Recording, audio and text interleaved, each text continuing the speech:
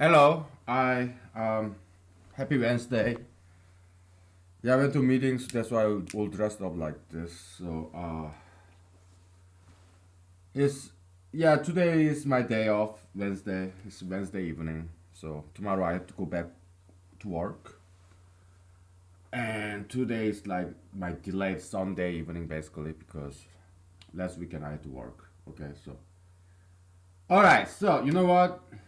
It start looking like rainbow, and we don't want to look like this stupid gay Rambo shit. Okay, we don't stand for it. Okay, we don't stand for all this stupid gay shit. All right. So we're gonna erase all this because we don't wanna look like fucking faggots. Okay.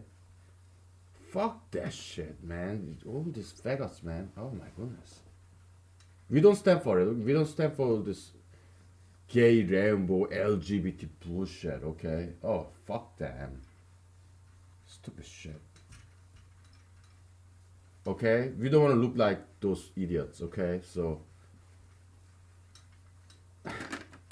we're gonna erase all this because we don't want to even look like them. All right, we don't want to look like fucking gay faggot rainbow lesbian dyke shit. All right, we don't want any of it. All right, so we're gonna erase everything and then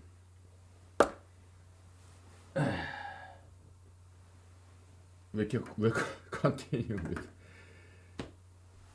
economics. I'm sorry. I'm sorry. I'm sorry. I dropped so many F bombs. Okay? But what do you expect?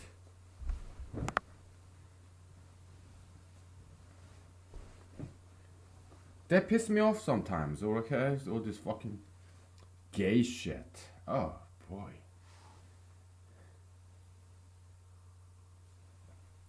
Let's not get into politics, alright? So yeah.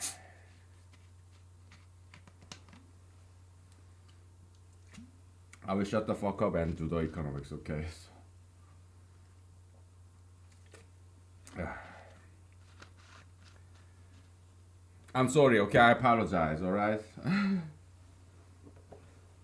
But don't you like it sometimes when I talk shit like this? Dirty mouth. I guess it could be entertaining. Whatever. Okay. Alright. So, we simplify a little bit, okay? Let's say this is price axis in the unit of dollar, right? Price. And here is a quantity, okay? Transaction, okay? Okay, so not exactly. How about this? Commerce. It's, you know what? We just have to call it Q. Q for quantity, okay? Because quantity, okay? How many pasta? Okay, how many yummy pasta do you? Well, it's either you sell, okay? Some people buy it, some people want it. All right. So, in this scenario, your your pasta is very popular. Okay. So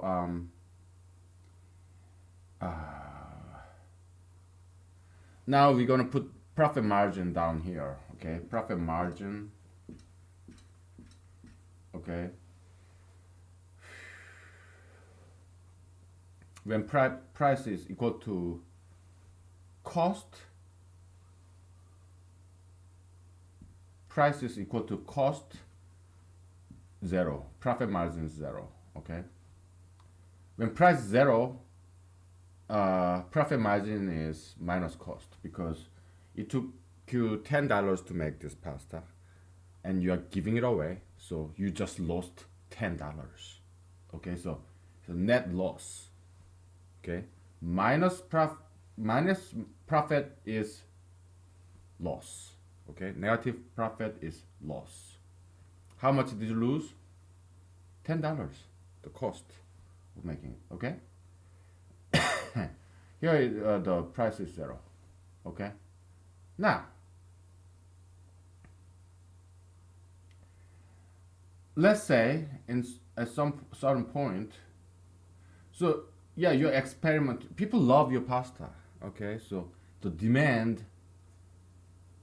How many people want your pasta? Wow, 2,000 people. Okay, so it's a maximum demand. Meaning, in this town, about 2,000 people heard about your pasta and they want it. Okay, if you give it for free. Okay. If you're gonna give this pasta for free, yeah, then people will want it. Okay. So now,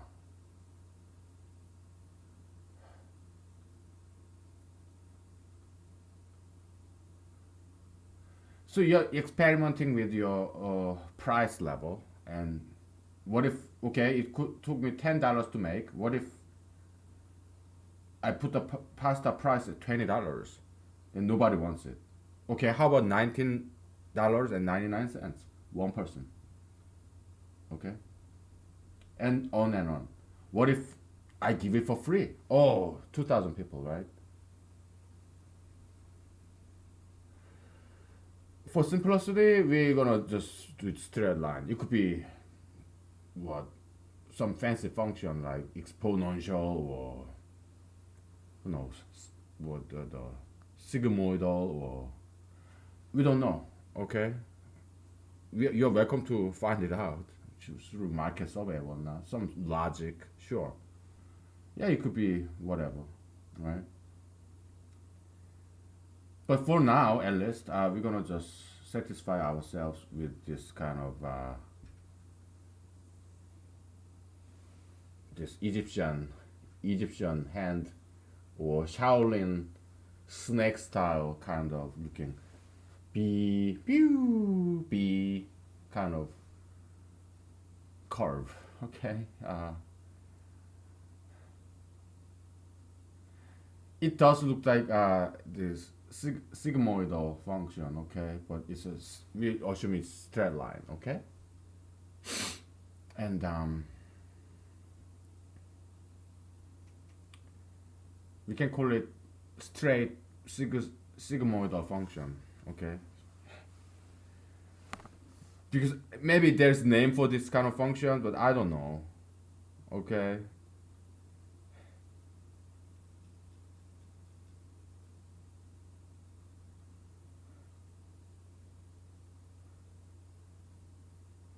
Yeah, well, sigmoidal is more like S shape, so this is kind of the mirror image of that. Okay, against y-axis. Anyways, okay, so we're just satisfied with the straight line for now. All right, so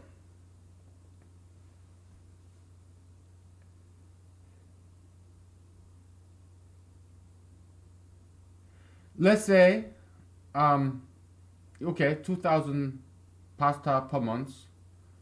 Let's say you're capable of making that. Okay, because it's not that much. It's like what, 6 pasta per day. Yeah, you can do that. Come on. 2,000 pasta per year. Okay, let's calculate. 2,000, I mean, 2,000 per month. Okay, so it's like 3 over 200, right? So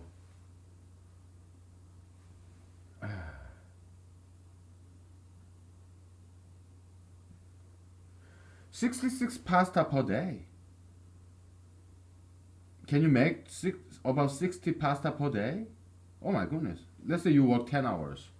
Can you make six pasta per hour? Okay. That's not bad actually. 6 pasta per hour. So it's like 6 pasta per hour. So you have 60 minutes, right? 10 minutes. Can you make one pasta per 10 minutes? Yeah, that's doable, right?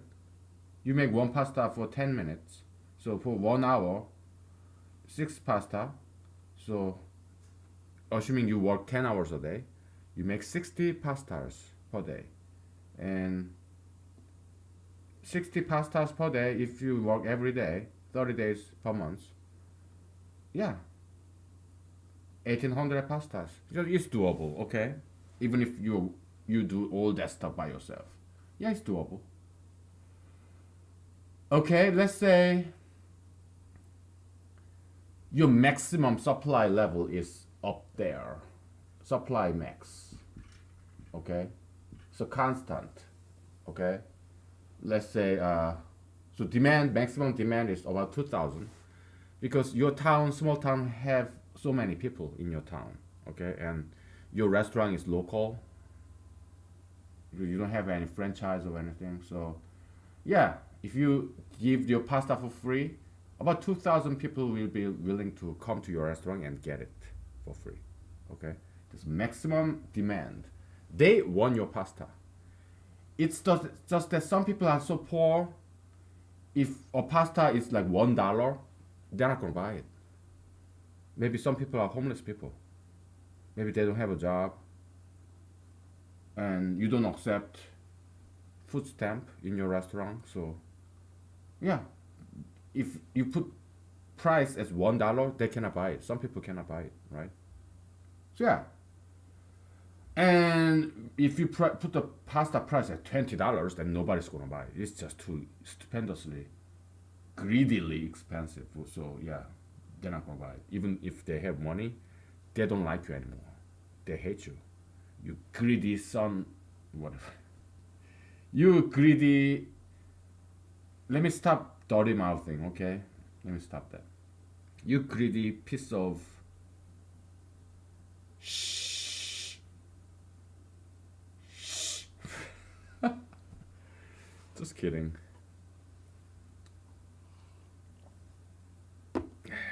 So, you're experimenting with price, okay? So, how about 1999? Then there's one person buying it. Okay, you keep reducing the price, okay? And now you hit this point where you're not making any profit. From here and on, you're losing money because it costs $10 to make one pasta, and your price here is $10. So you're breaking even. You're not making any money. Okay, you're just breaking even. It costs you $10, and now you're selling it for $10. So okay. And we mathematically prove that if this equation, this line equation is, let's say it is y is equal to minus x plus d max, right? Yeah, it's just a straight line. If equation is like this, and then oh boy, uh, actually,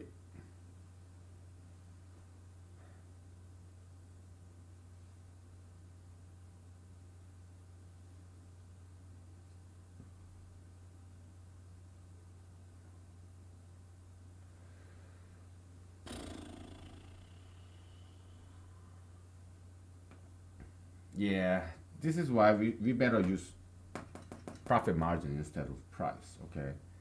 Because to calculate the net profit, you have to find the area, okay? Kind of integration kind of thing. Okay, I'm sorry. Ah,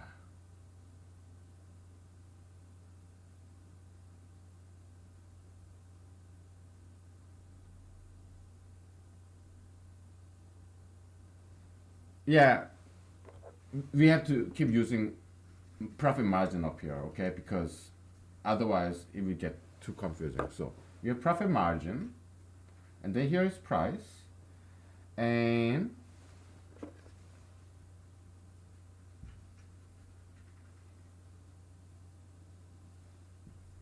profit margin is 0 when the price is equal to cost.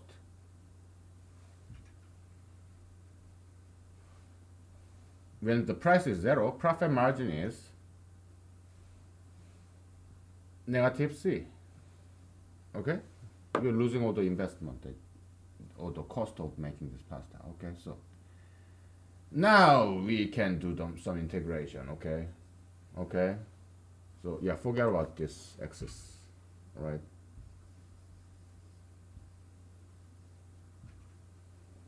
All right. So uh,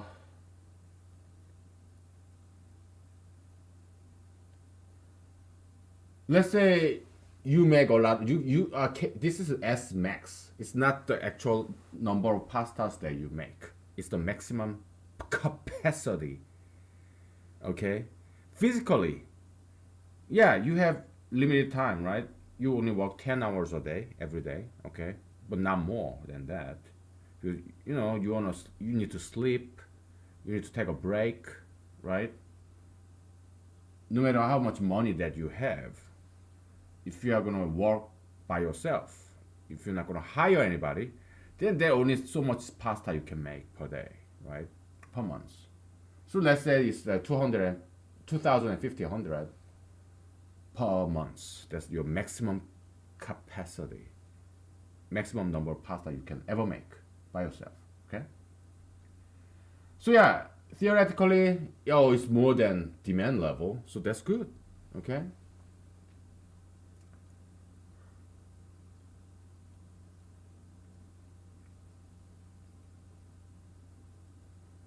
But you don't want to just keep making pasta because what if you make all this yummy pasta and nobody buys it, right? What are you gonna do with that pasta? Well, feed it to your dog, your cat. Oh, they love it. Or are you gonna just throw it off the window or trash it? What a waste, right? So, yeah, you're not gonna make more than demand.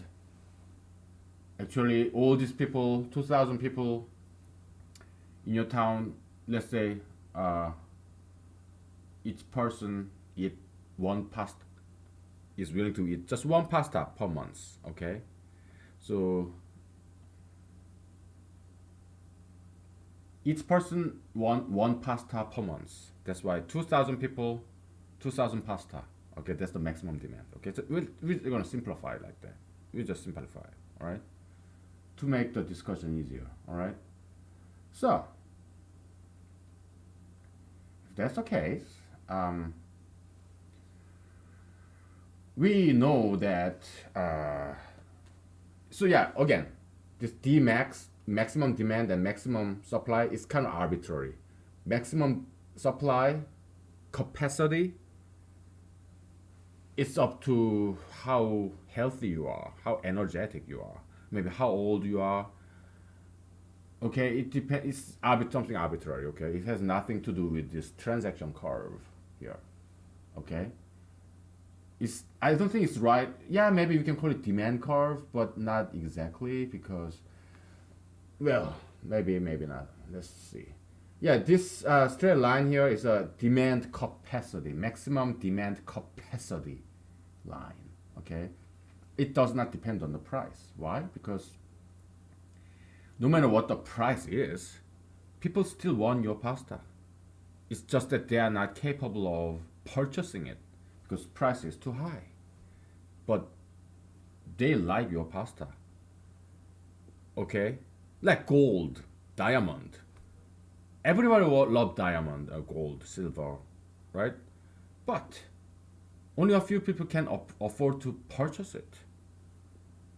Ruby, sapphire, all that stuff. Okay, everybody wants those things. Well, fancy cars like Lamborghini, Ferrari, Aston Martin. I mean, who does not want that?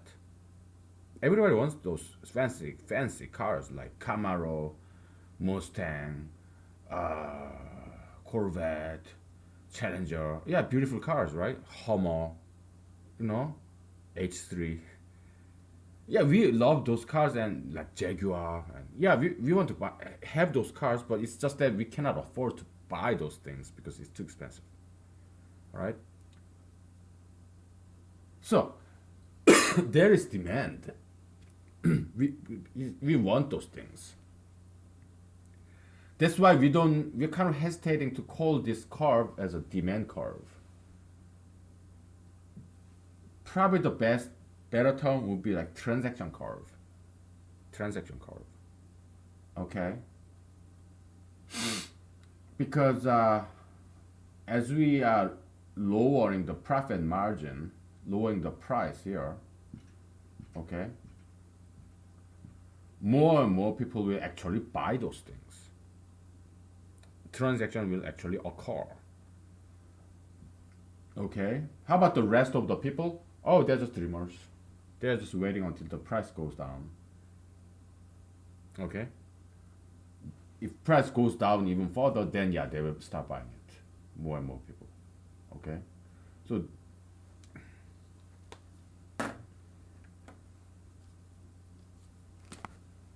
these are the people who are actually buying those pastas. Okay. So you are experimenting with the price level. Okay. And these are the people who cannot purchase this pasta because they're too expensive. All right. All these people, poor people. Okay. They just window shop. They just swing by, walk by your restaurant and smell. Oh, I enjoy the smell of this pasta. Only if I can afford those wonderful pasta that he makes. Window shopping or nose shopping, okay? Smell shopping. They just walk by and they still enjoy the smell of your pasta around your restaurant, okay? Okay.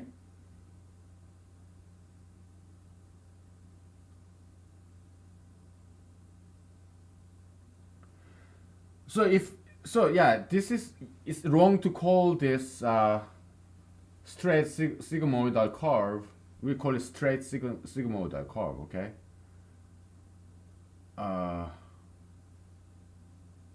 It's okay, or we can name it Z curve, S curve, whatever. Okay. It kind of looks like this, you know. Yeah, maybe we can call it Z curve. Sure. Yeah, just call it Z curve.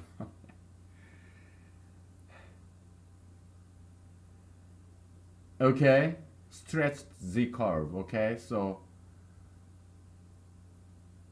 uh, it's wrong to call this Z curve as demand curve or supply curve.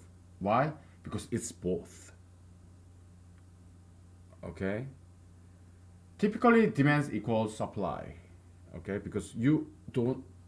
If you're a good businessman, right? You never oversupply or undersupply.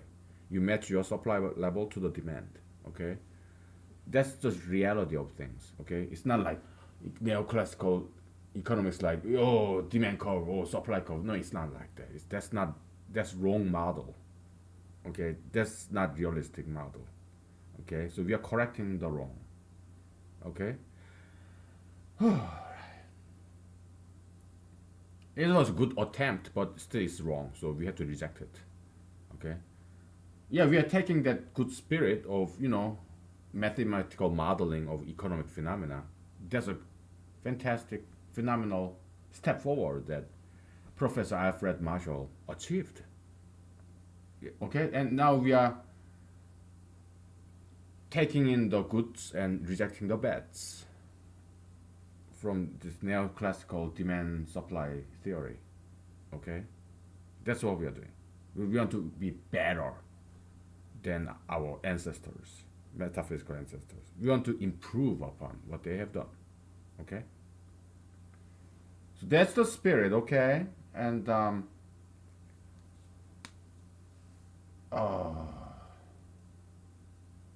so yeah, we cannot call this demand curve or supply curve because it's more like transaction curve. Okay, because there's one demand. Demand is always constant actually. Supply capacity constant. Demand capacity constant. But actual transaction occurs when price is low enough so that these people can afford to part buying this shit. Okay, if price is too high like here, Yeah, people want your pasta, but nobody cannot buy that because it's just too expensive. Okay, just like gold, silver, diamond, or Vincent van Gogh's this painting, or Cezanne, or Picasso's painting. Yeah, everybody want that, right? But it's just too expensive. Okay, so nobody can buy those things. Only governmental agency like governmental museum, yeah, they can purchase because they have huge taxpayers' money, right? Yeah, they can purchase that, but not people like us. Okay, all right.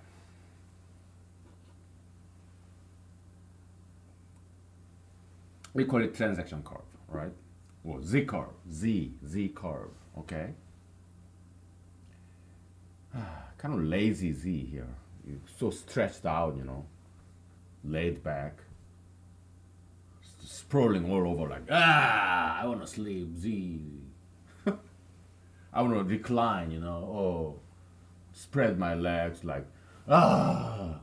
Let me sleep. Lazy Z. Okay. Z curve. Recliner. Okay. So that's that, and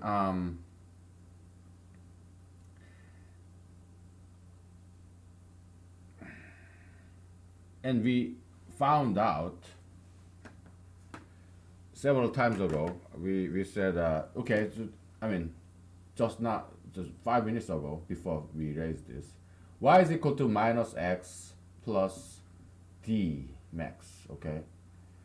So yeah, and the maximum. Okay. So and also what the net profit is equal to profit margin times transaction, total number of transaction, right? How many pasta did you sell? 10. You sold 10 pastas, okay, today. For example, if profit margin is like $2, because your price of this pasta is what, $12, so $2 profit margin per pasta, and you have 10 pasta sold, so yeah, $20. You earn $20. Congratulations. Yeah, congratulations. Okay, it's all yours. $20. Okay. You paid all the cost, and you got $20 left now. Okay. There's this movie music for a few bucks more, something like that. I think it's Clint Eastwood Western movie. I don't like Clint Eastwood, okay, because I think he's greedy son of a bitch. Okay. This motherfucker, he's old motherfucker, and he married this young, beautiful blonde girl. I mean, white girl. That's wrong. Why? It's okay for him to do that as long as he's gonna make babies with her. Otherwise, if he's not gonna have babies with this young, beautiful white girl, then he's committing a grave sin of ultra interracialism. Okay, why? Because he's wasting this white girl's gene, white beauty gene. Okay, and this girl, young white model type, beautiful girls, they're so fucking stupid. She married this stupid fucking Clint Eastwood just because he's famous, he got money. It's unbelievable how these beautiful girls can be so fucking stupid. Stupid. My goodness. Fucking whores, man. These fucking prostitutes. Oh my goodness. They disgust the hell out of me. Okay? I'm sorry, my mouth is very dirty today. Some people will like that though. I mean, some people will find it amusing. You cannot satisfy everybody. Come on. I mean, if I make a joke, some people will be offended, and some people will laugh. Look, you cannot make an omelette without breaking a few eggs. You cannot make a joke without offending a few people. Okay? Why? Because it's law of copium conservation. happiness, you cannot just create it. No, it has to come from somebody. Okay. Hey, so if I'm making you happy by making some jokes, well, somebody, it has to come from somebody else. Happiness. Somebody has to be unhappy. We are making fun of some people.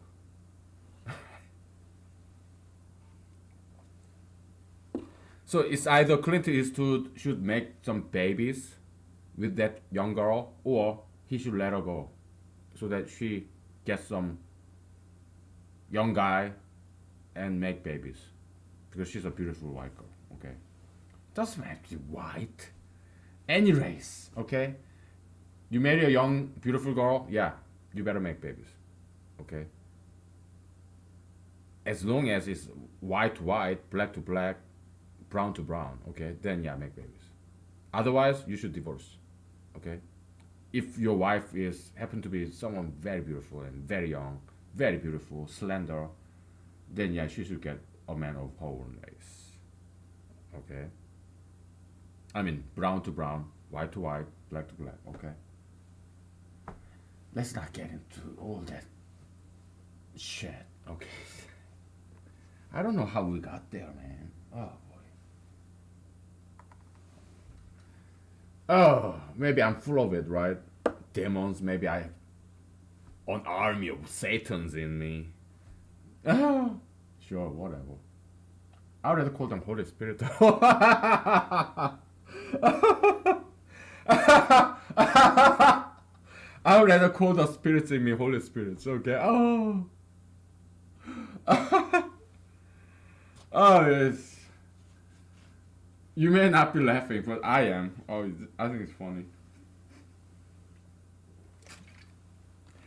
So self justifying. Oh boy. Uh, I hope you are laughing with me, okay? Because I think it's funny. Oh my goodness. Oh, if you have spirits, yeah, that's devil. You have Satans in there because it's you. If I have some spirits in me, it has to be Holy Spirit. Oh my goodness, that's just funny. Sorry. We'll continue, okay? Oh boy. I'm just being clown, okay? Class clown. So, yeah. So, this is equal to what? X times the total number of transaction, okay? Transaction, what is y? Minus x plus d, right?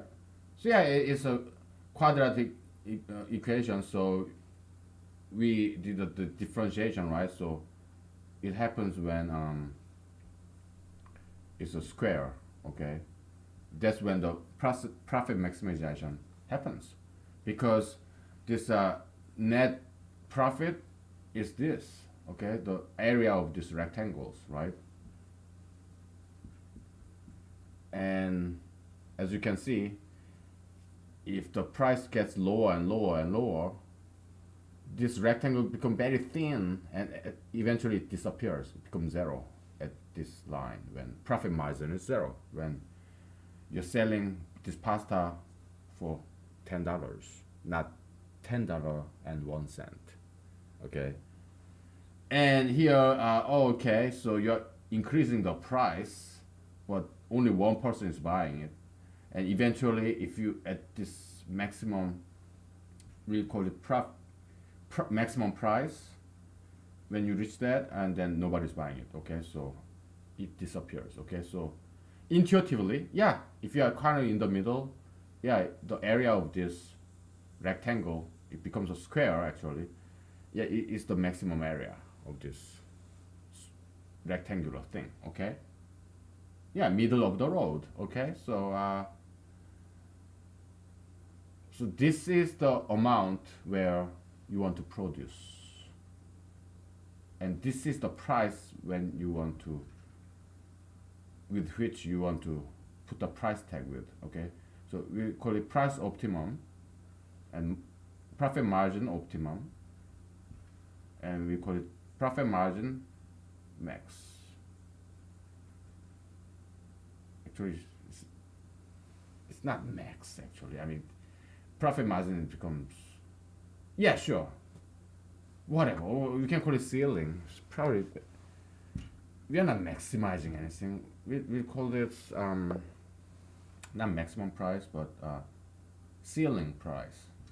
Ceiling. Okay.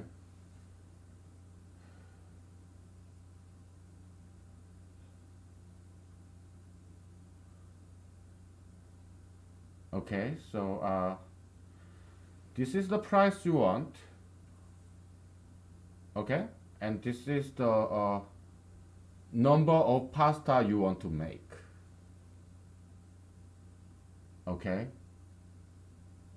Yeah, there will be these people who want this pasta, but oh well, you cannot get everybody. So you're just one person. You're not Jesus.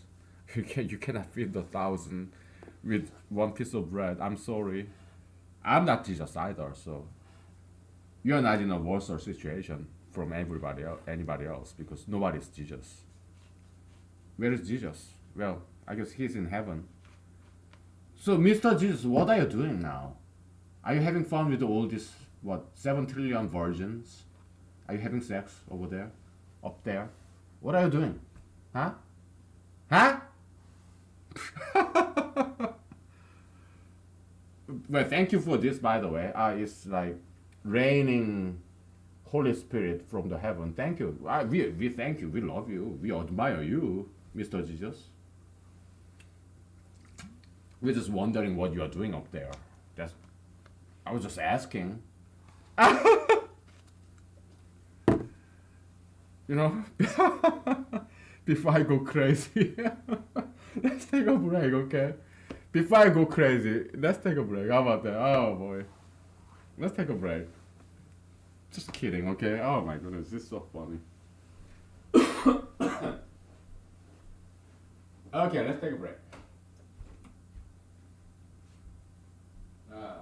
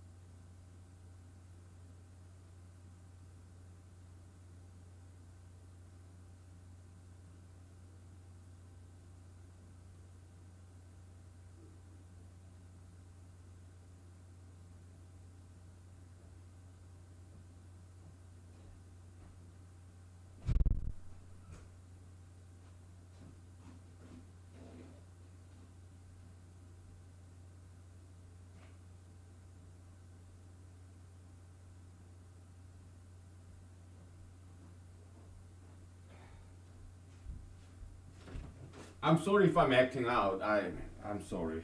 I I mean, we all have those days. It's normal. Okay, there's nothing wrong with me. Okay, or nothing wrong with acting out sometimes. I mean, those days come and go. So what's the problem? It's all normal. Okay, so it's all natural. Now, I just looked up this sigmoid function. And actually it's something like this. Okay, you have briefly. Okay, it's like goes like this.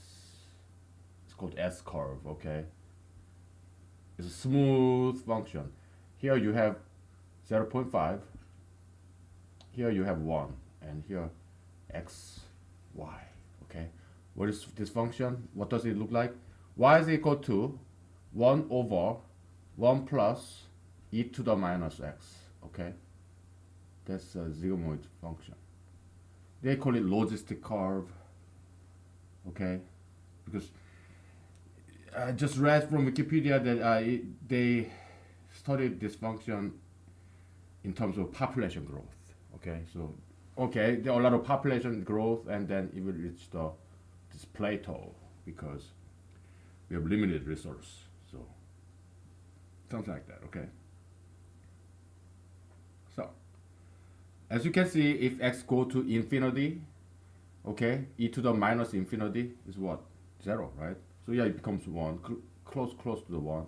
When x is 0, e to the minus 0 is 1, so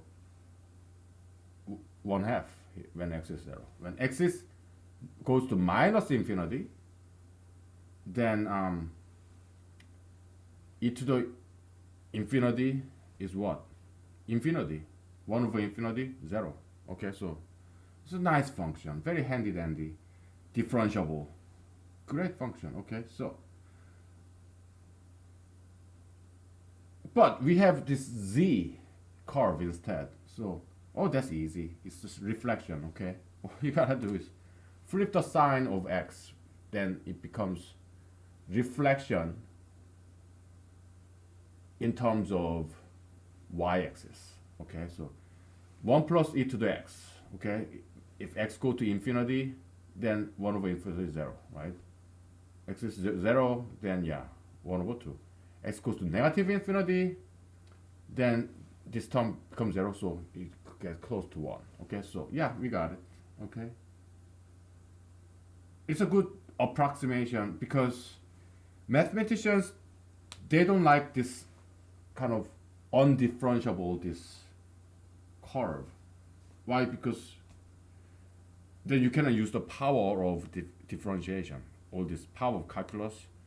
So mathematicians prefer smooth curve, okay, not this curve with kink. Okay. So yeah, it's a very good approximation. Okay. Cool. Whatever. So yeah, this transaction function, transaction curve, it happened to be a function that is already well known, sigmoid function, sigmoid curve. Well, at least it looks like that. Okay, so yeah, good. That's a good news. It's not like we are alone in this. Okay. Yeah, good to have some allies.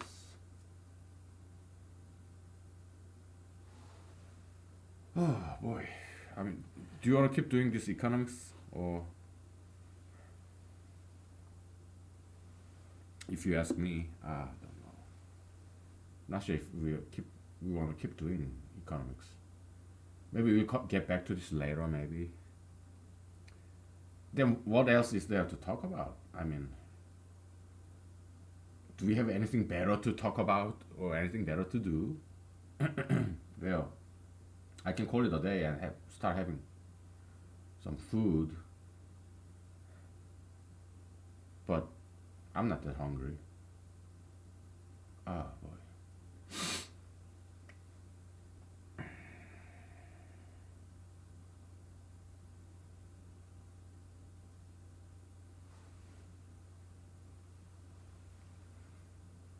Mm. So this is strategy number one, right? And now we're gonna think maybe next step would be thinking about strategy number two, hiring more employees and or franchise or go public, have many branches, basically increase the production level. Okay. And so you go public, so now you get some other investors. You're not just using your savings account, but you're getting loans and gather all the investors and you sell stocks. So now you're gonna have this extra money. This money does not come from selling your pasta. No, it's investment money. Okay?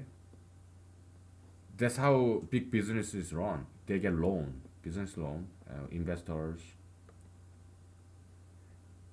by selling stocks. Okay?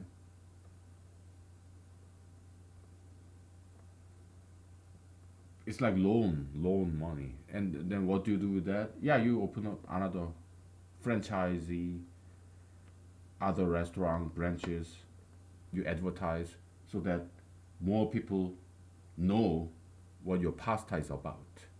Healthy, lean, yummy, delicious, reasonably priced. Okay? And if things go well, then you'll be able to pay off your lenders. Okay?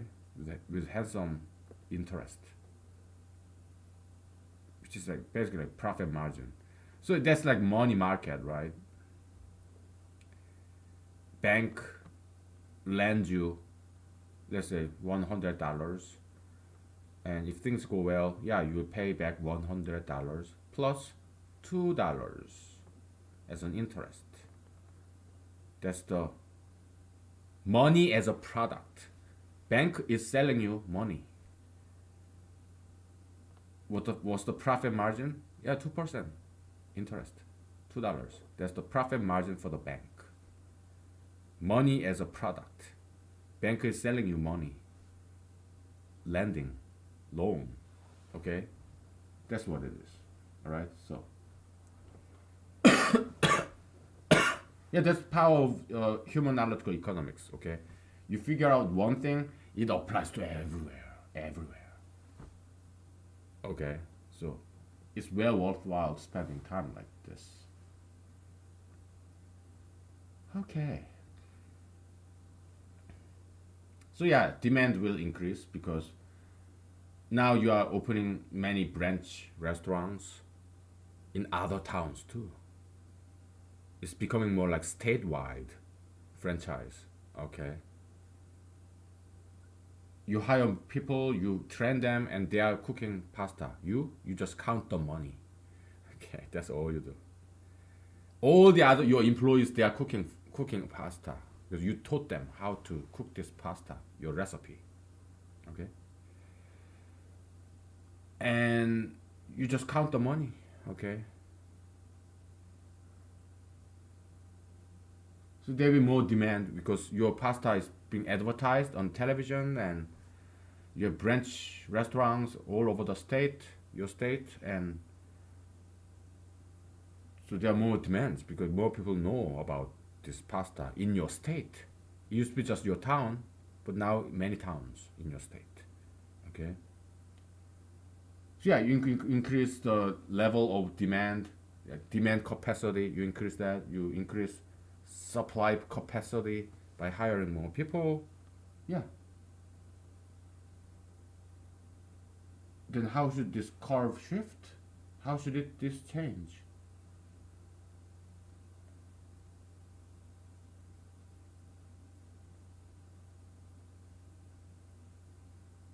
Assuming price is the same. We are increasing supply and demand. Okay. Again, supply equals demand. Okay. There's no separate demand curve and supply curve. No, forget it. Forget it. Unlearn. Get that mindset out of your head. Okay, because it's wrong model. It's wrong model. Okay. Demand is equal to supply. Okay. you as a businessman, you adjust your supply level to the demand level, okay? Because you don't want to underproduce it, you don't want to overproduce it either, okay? So yeah, demand always equal to supply, okay? So we are increasing the demand level, okay? But we are not changing any price. We're just making more pasta, and more people are buying it, okay? Because now, let's say you have two restaurants instead of one. One restaurant in your town, and another restaurant, the other restaurant in neighborhood town kind of far away, okay? Because you don't want your two stores to compete with each other. No. You want your second restaurant branch to be kind of far away, so that, because when you had only one restaurant, people would come to your town to just to buy your pasta, and you kind of feel sorry. Oh, I'm sorry, you have to come a long way just to have one pasta. Oh, what if I open the same restaurant in your town? Yay! Great idea. So that I don't have to drive all the way hours just to have one pasta. Come on, what a waste, right? So yeah, you're serving not just your own town, you're serving that town too, because now people are saving gas money and their own time, because they don't have to travel all the way to your town. You're serving that town too. You're a patriot by opening a branch restaurant in that town, far away town, okay? Maybe you should run for politics, huh? You're serving your community, not just your community, the other community too, okay? So, yeah, many businessmen, they go into politics later on. Maybe when they kind of want to retire, I guess. Whatever. Nothing wrong with that, okay? So, how does this picture change if we raise the demand level? Demand capacity and supply capacity. Let's think about this.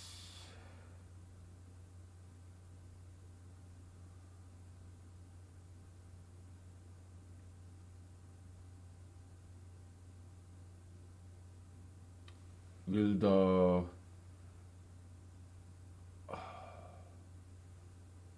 curve get steeper maybe? Because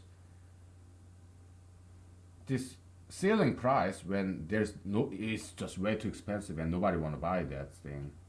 Assuming your hometown and your neighborhood town, yeah, they're about same economic level. It's not like that town is richer than your town or poorer than your town. It's about same equivalent economic level, okay? So yeah, just all middle income household, okay? So yeah, this selling price where nobody want to buy this pasta probably stay the same, okay? But there'll be more demands, more supply. So maybe the curve will get steeper maybe, right?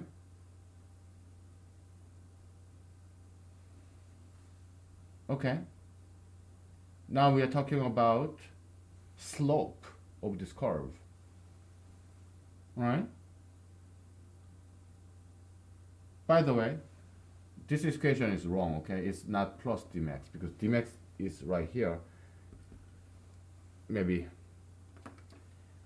some number less than dmax. We just call it dmax over 2, okay? It could be dmax over 3, whatever, okay? But yeah, I made a mistake there, sorry. Okay.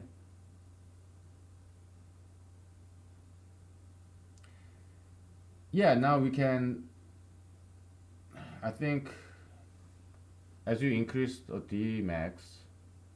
the demand capacity, and also the supply capacity, you increase them. Okay, now, what would be the relationship between dmax and supply max, demand max? Probably just like we said, maybe you do some market survey or some experiments, okay?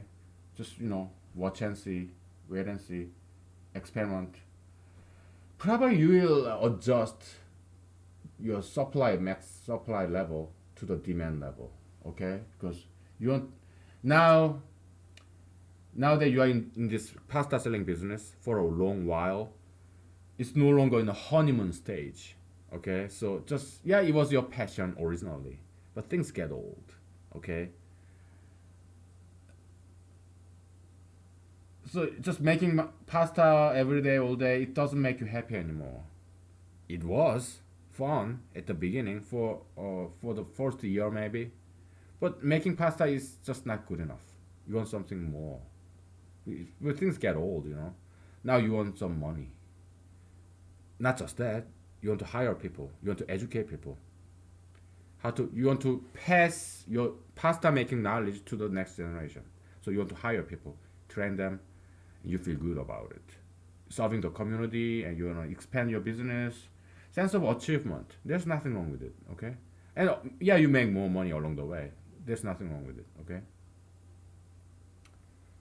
All right.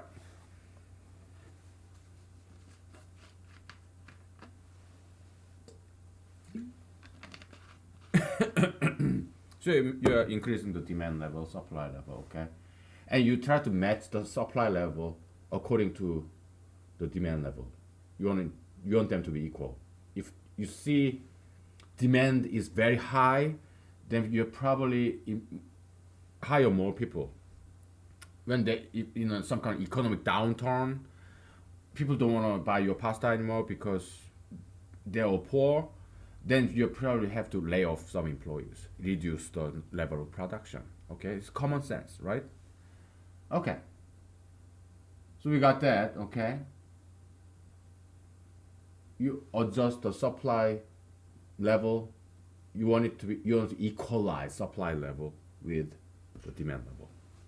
Okay, because demand level is something you cannot control. I mean, people either like your pasta or not. Yeah, you can advertise, smile, and please buy my pasta. But it only goes so far.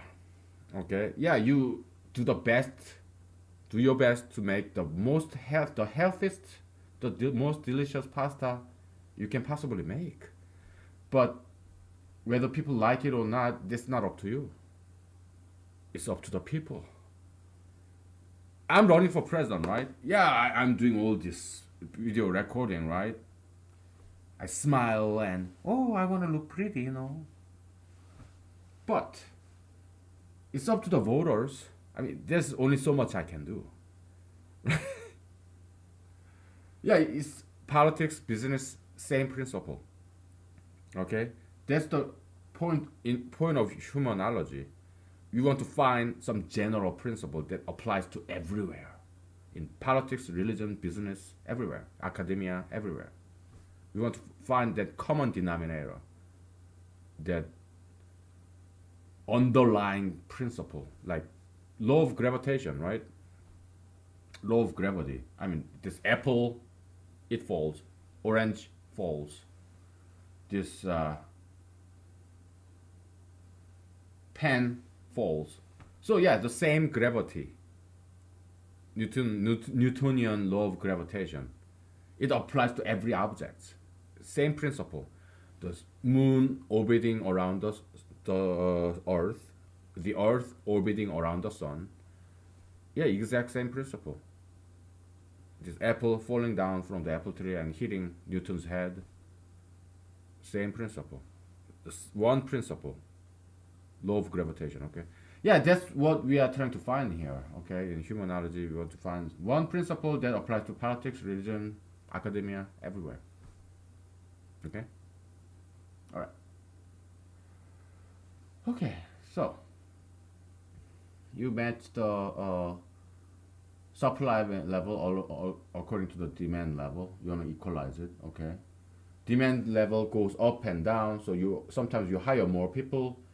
When demand goes down, yeah, you lay off people, you fire people. the worst employees you always wanted to fire. Yeah, now is the chance. Get out of here. You're fired. You know. I've been wanting to fire you for a very long time, and now I have the chance because economic downturn. You know, so not many people are dining in, going to restaurant. They just cook pasta themselves. So, oh boy.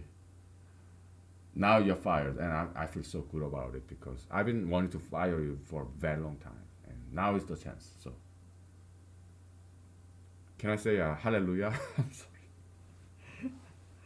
Hallelujah! Oh, thank God for the downturn because that guy was pain in the ass. You know. Oh, get out of here.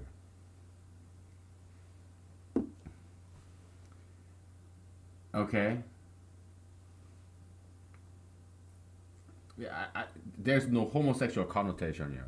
Okay, pain in the ass. What was he having sex with? Having gay anal sex with that guy? No, that's not what I'm saying. So yeah, we don't make gay jokes because we hate gay jokes because gay jokes are one of the culprit that introduced gayism to America. They didn't take it seriously. Oh, it's just a joke. Okay, is your life a joke? Is that person's life a joke? No, it's not. There's nothing funny about gayism. It's a satanic, destructive, suicidal thing. It's not a joking matter.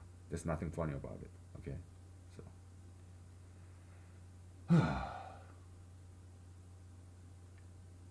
just doing my job, man. Doing my job. Somebody has to do it. Okay. Okay, so demand level goes up and curve gets steeper, right? Because the same concept, okay? If you're giving out this pasta for free, now more people know about your pasta, so it's a maximum demand capacity, okay? Transaction level is always lower than that because, I mean, you can have some advertisement kind of sales where you put price so low, it is actually less than the cost. So by selling this pasta for $5, for example, you're losing $5 every time you sell this pasta because it costs $10 to make it. All right. But sometimes people do that. Why? For advertisement. It's an investment, advertisement. Yeah, some people sometimes do that. They sometimes even give out for free for a limited time. Okay, to advertise. It's a publicity stunt. Okay, yeah. Sometimes some business do that, right? Okay. Yes, yeah, you raise the name recognition, just like in politics, right? So name recognition for your pasta, okay? Healthy, yummy pasta, okay? So, yeah, so I guess it gets steeper, right? So then what does this slope of this line means then? Concept. Can you find that? Or is it necessary to think about it?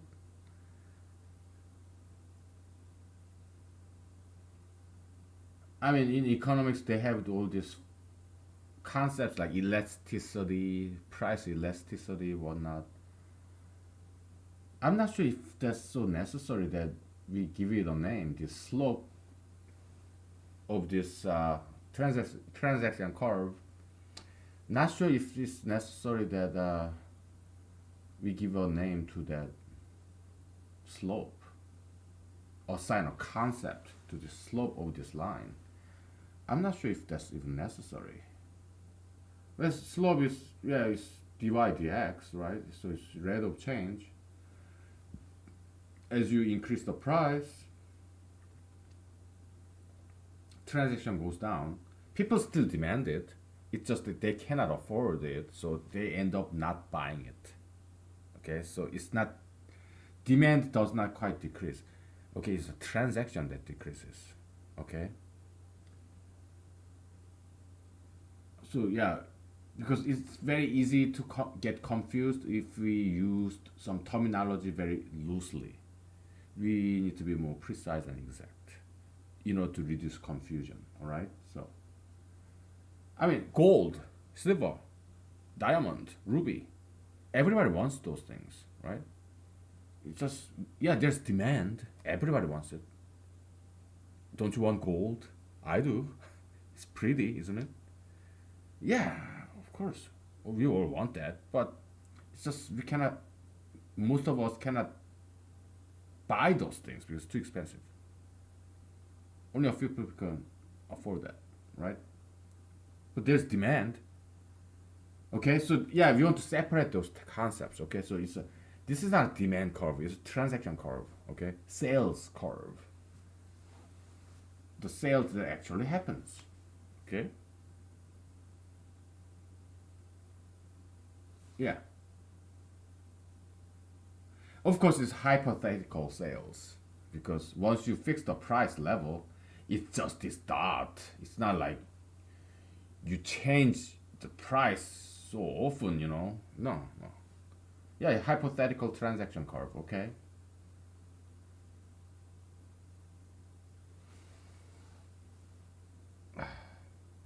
I think it's about time to take a break. Don't you think? Yeah, I think it's about time to take a break. So let's take a break then. Okay. So let's take a break.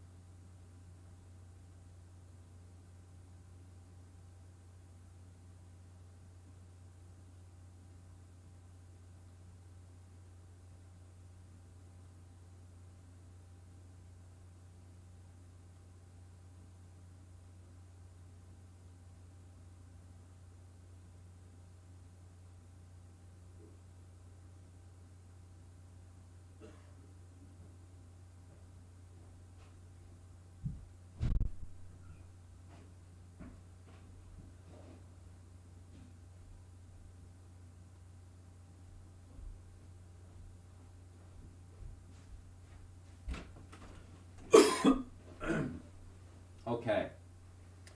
If you noticed, I'm not drinking. Okay, because I think I drank too much for the day earlier today, so I don't feel like drinking. I'm just drinking water and diet soda pop. Okay, so yeah, just during the cigarette break, I looked at that logistics curve. It was invented by Pierre Francois Verhulst.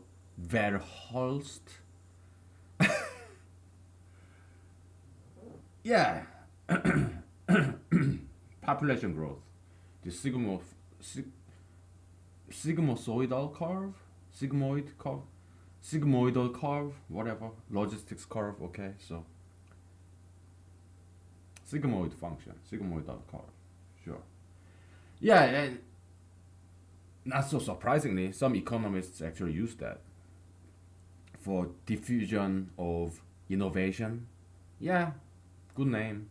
Yeah, some economists have very good insights. We acknowledge that. Even some psychologists have some good insights because they deal with a lot of people. So, yeah, sociologists, psychologists, some of them have good insights. Okay, they're not all bad. Let's give them some due credits. Huh? Okay. Okay, so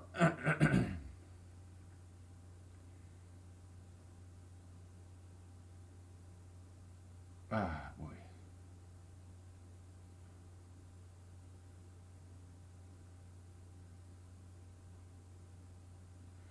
Yeah, I don't think it's necessary to think about the slope of this curve. I don't think it's necessary at all, actually. Okay.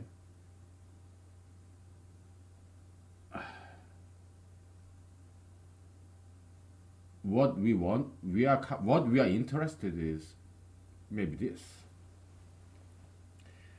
Yeah, on a line with a slope -1, yeah, the maximum happens when in the middle point. But what if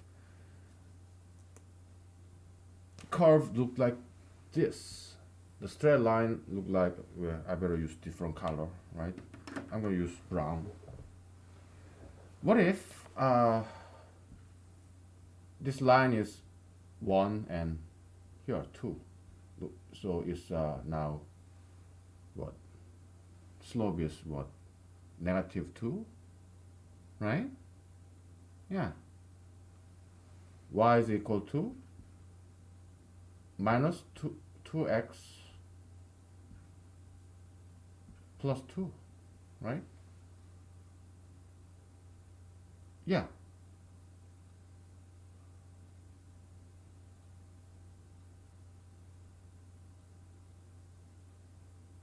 Mm-hmm. Okay, all you gotta do is, okay, what is x times? So area is equal to minus 2x squared plus 2x. Let's differentiate this. I almost said, let's differentiate this bitch. Sorry. Minus 4x plus 2 is equal to 0. X is equal to 1 over, guess what? It is still middle point, okay?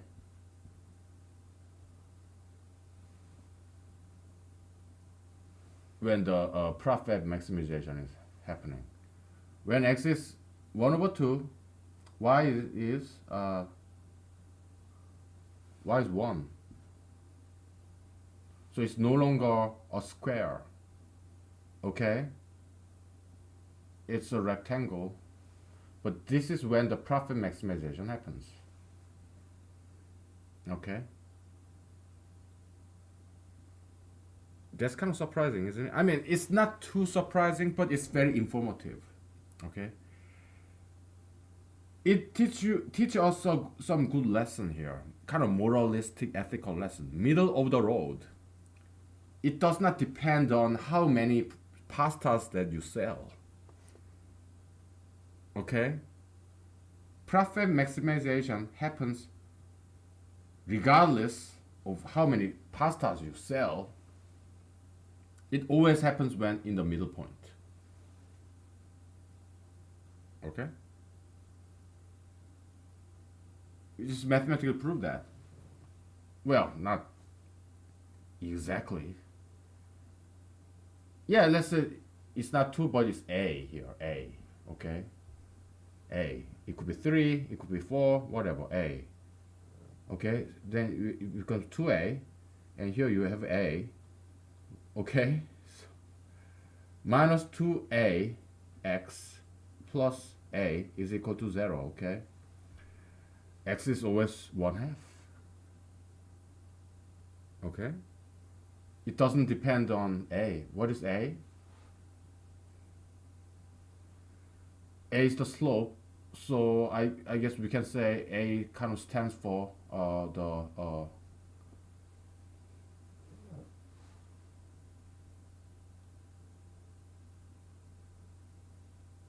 how well known, or the demand level,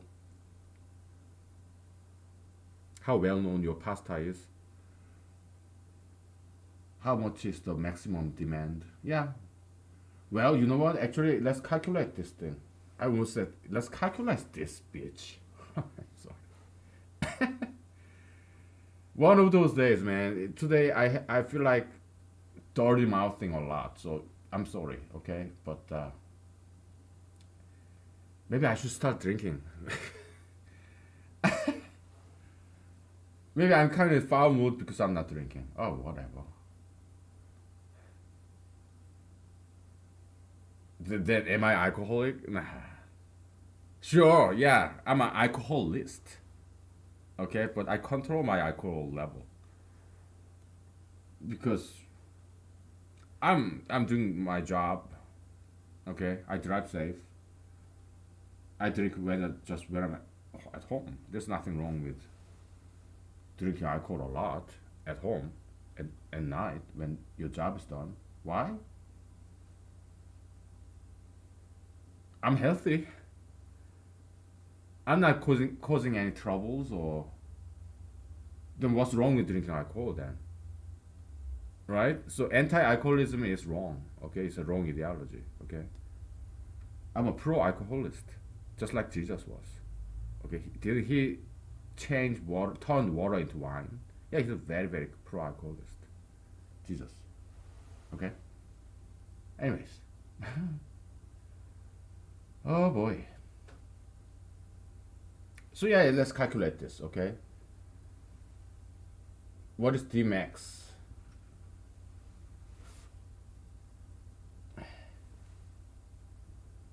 Okay. In this equation, okay, D max is equal to minus A times, and x is minus c. Okay, so A times c plus A. Okay, so that's what demand is. What is A? Slope is equal to D minus C. No. C plus 1. Sorry. D max over C plus 1. Okay. Cost, yeah, is some positive number, right? And you have this demand max. So, yeah, this slope A roughly corresponds to the demand level, maximum demand capacity, how your product's popularity, so to speak. Okay, yeah, there's some constant, is A number itself is smaller than D because you're dividing by a number that's more than 1, right? But the more demand is, yeah, the steeper this slope will be. Yes, it roughly corresponds to demand level. And make sure you understand this, okay? There's negative sign here, okay? So if it's very steep, it's like negative 100. So A is equal to 100, okay? All right, so we can call it demand coefficient, okay? Yeah, why not? You can't represent demand, right? just divide it by some positive number which is bigger than 1. So sure. Okay. Good. See, we are making good progress here. Very good progress.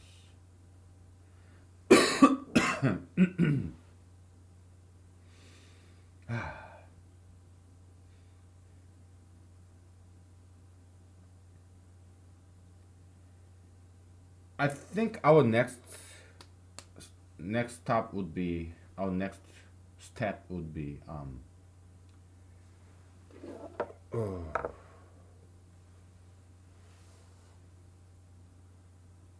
we want to.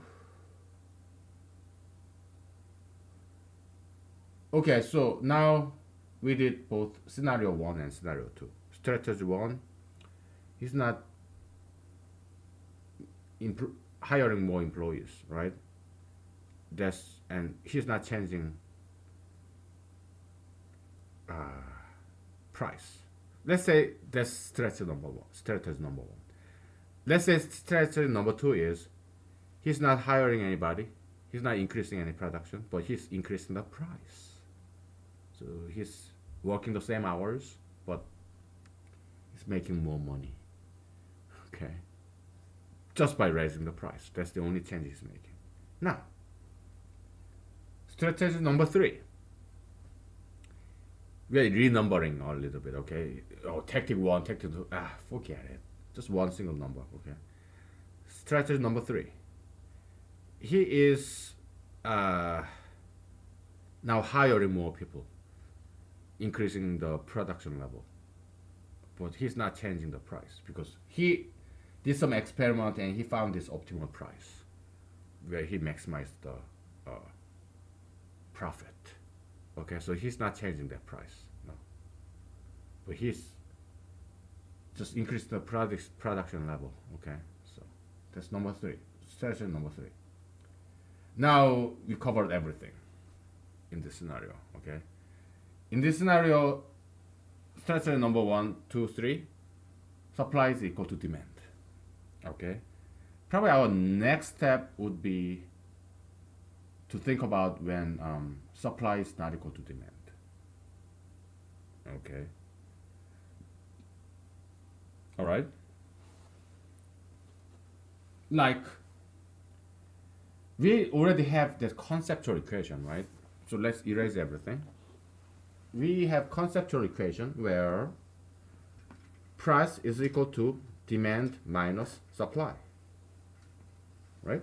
So price can become negative and one not, right? If there's a lot of demand and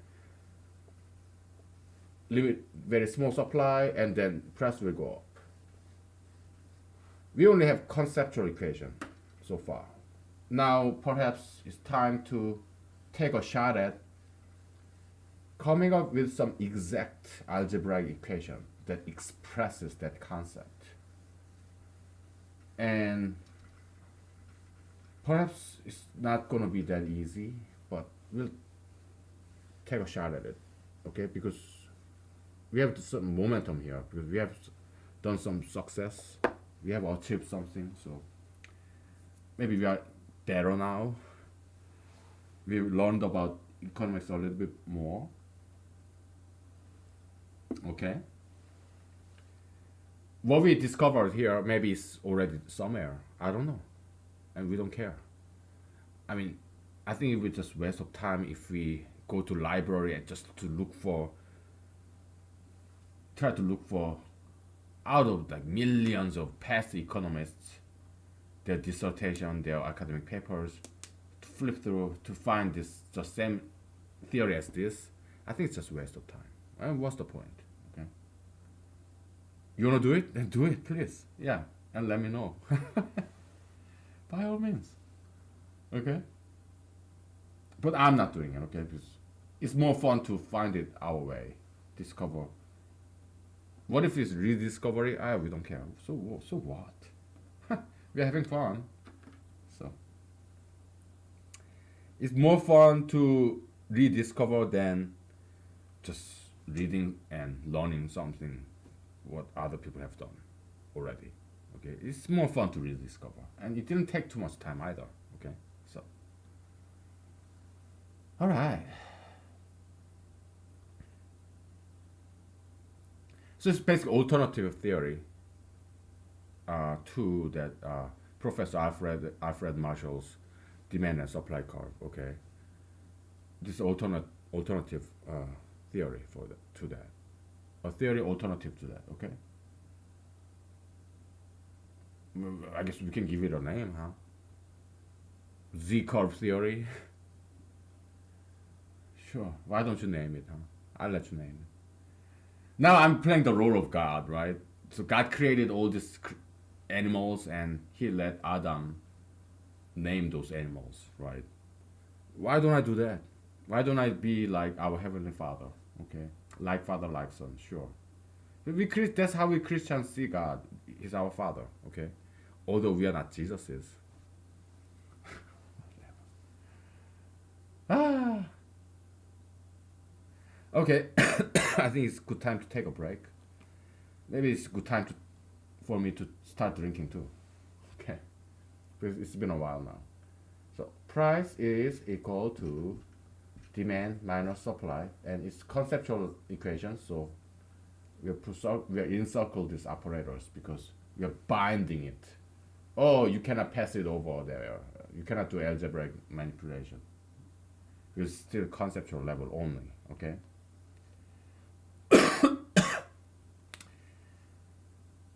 We put minus here, not division. Why? Because we want to capture the concept where price can become negative. Okay. What does that mean? Now, sellers become buyers and buyers become sellers when price go negative. For example, in Hollywood, okay, actors are supposed to get paid for their acting. But sometimes, because there's so many supply of actors, they pay casting directors to get this audition. They don't get paid, but they pay to act. In politics, so many supply of these political candidates. So, what ends up happening is they lose money. Okay? So supply demand is like buyer, right? Supply sellers, right? Job market, okay? You have job candidates and employers, right? You have prospective employees, job applicants, interviewees, and then you have employers and potential employees, right? Who is the seller and who is the buyer in that context, in the employment market?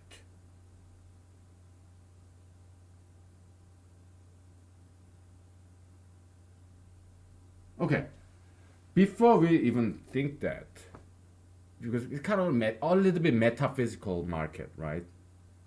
Employment market or romance market or political market. It's kind of metaphysical, more metaphysical. So let's get back down to earth, because one baby step at a time. Okay, so let's go to Walmart. Okay, they sell apples. Okay, our favorite fruit, right? Apple.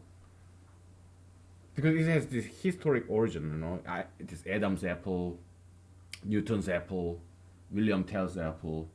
Yeah, so let's continue on that famous fruit, okay? So, seller of apple, apple goes there to the buyer. Let's say I'm an apple seller, apple farmer. I sell you apple, okay? Like, what's that? Snow White. So I'm a witch. You are the Snow White. I'm selling you this apple. Just take one bite, please. Just take one bite. This red apple is good for you. And what? Was it Snow White or I think it was Snow White. You know, probably from Grimm's fairy tale, and Disney just adopted it, or Anderson or whoever fairy tale writer it may be. Okay, so yeah, I'm trying to sell this apple to you. I'm nice guy. I'm not a witch. Come on, I'm not even a woman, and I'm not that old. I don't have like crooked nose or whatever. No, I'm losing my hair, man. So yeah, I come on, just one bite, please. Just give me $1, okay? I'm gonna sell this apple to you because I'm hungry. And you would say, why don't you eat that apple that you made? When you raised. You're a farmer. Yeah. You hungry? Yeah. Eat your apple. I don't want your apple.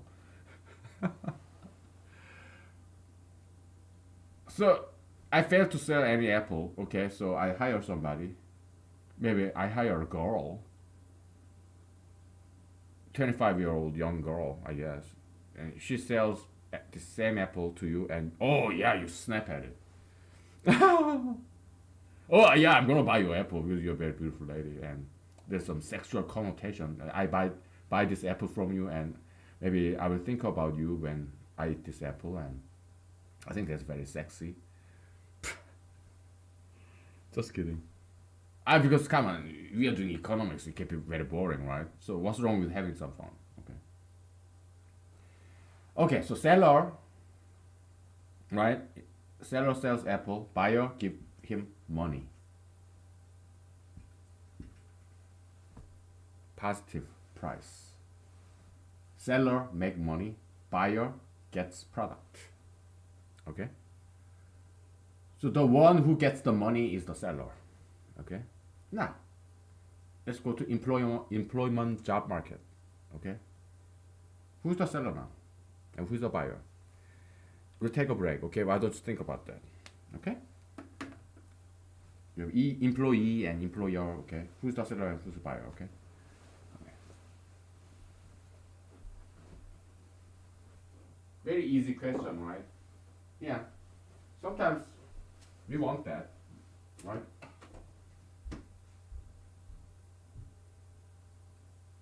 Okay, I'll be back. All right.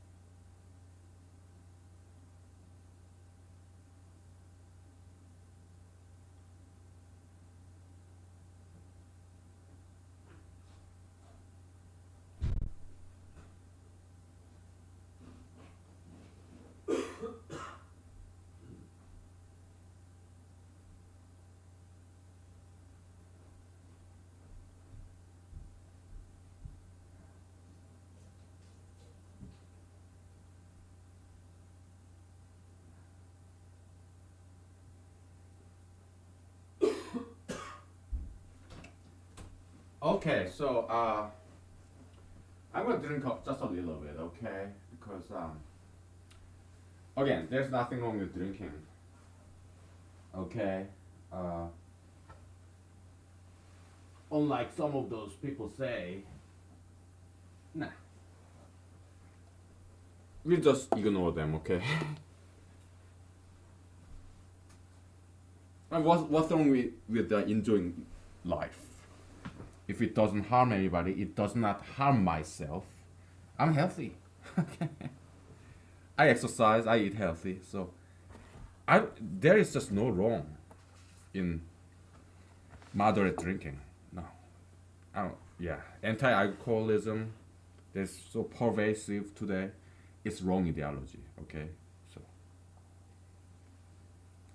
okay, so I kind of freaked out because I ran out of vodka. So on my way to the meeting, I bought this bottle.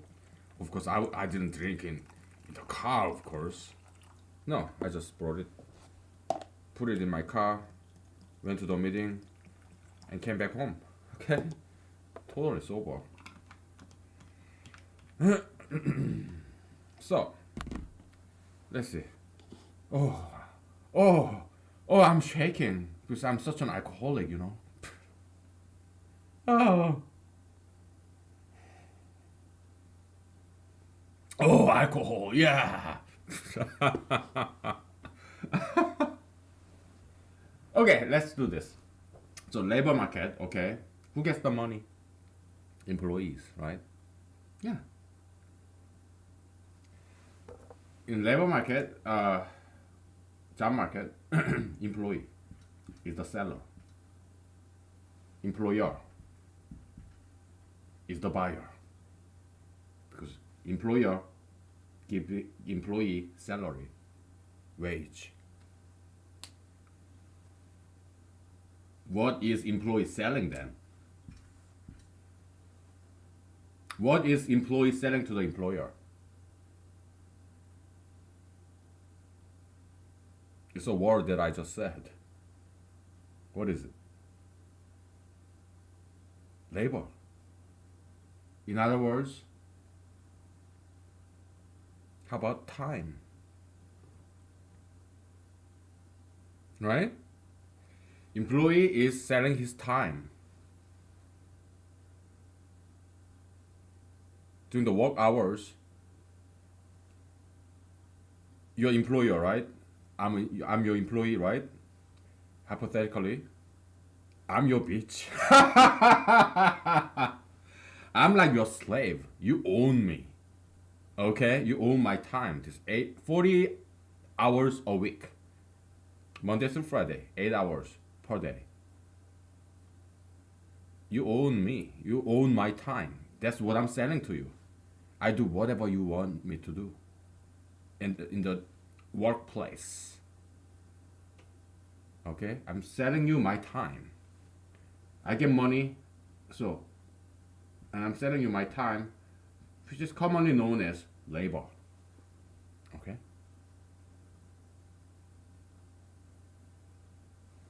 I'm not selling myself. No, I'm selling my time to you, employer. Okay?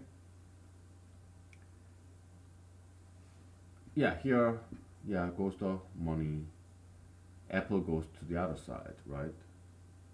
So then how this apple grower, apple farmer make apples? He's converting his time to apple. It's copium conversion. What is copium transfer? Copium transfer refers to movement of copium from one person to another person. Okay? Copium conversion is, yeah, my time, I converted it into apple. Okay? That's copiumology. Okay? It's kind of magical, right? I'm converting my time because it took a lot of time to grow this apple, you know. I converted my time to apple. Okay? Yeah, that's copiumology, okay? We simplify things. Just like mathematics, right? Why is mathematics so powerful? Because it simplifies things. It abstracts things. It's abstraction of things, quantity, right? That's why mathematics is so powerful. Okay.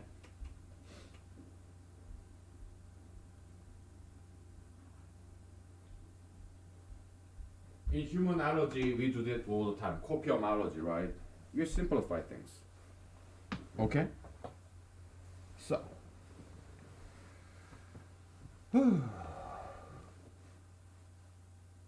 Yeah, acting market, right? Acting.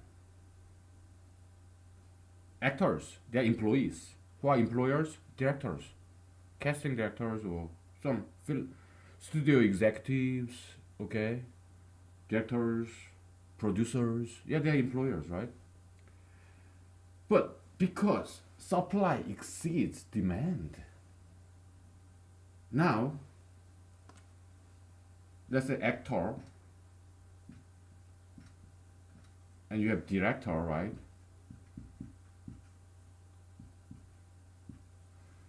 It's supposed to be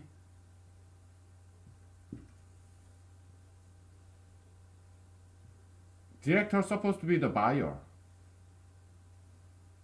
who's supposed to pay the actors, and actor, yeah, they give their time, right? Labor of acting, right? But because there's just too much supply, they all come to Hollywood. Now,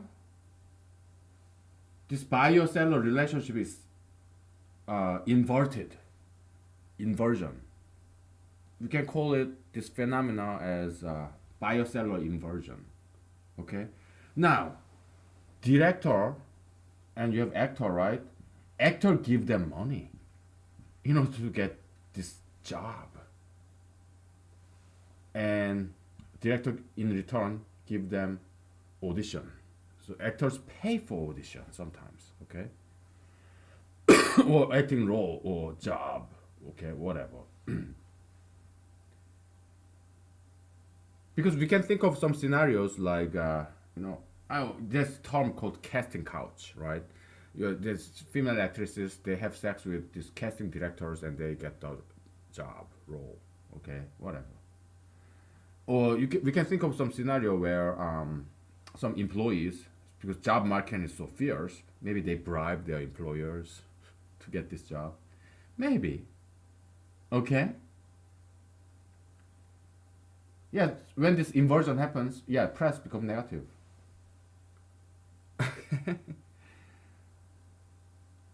Our politics, political market, political market, election market, okay?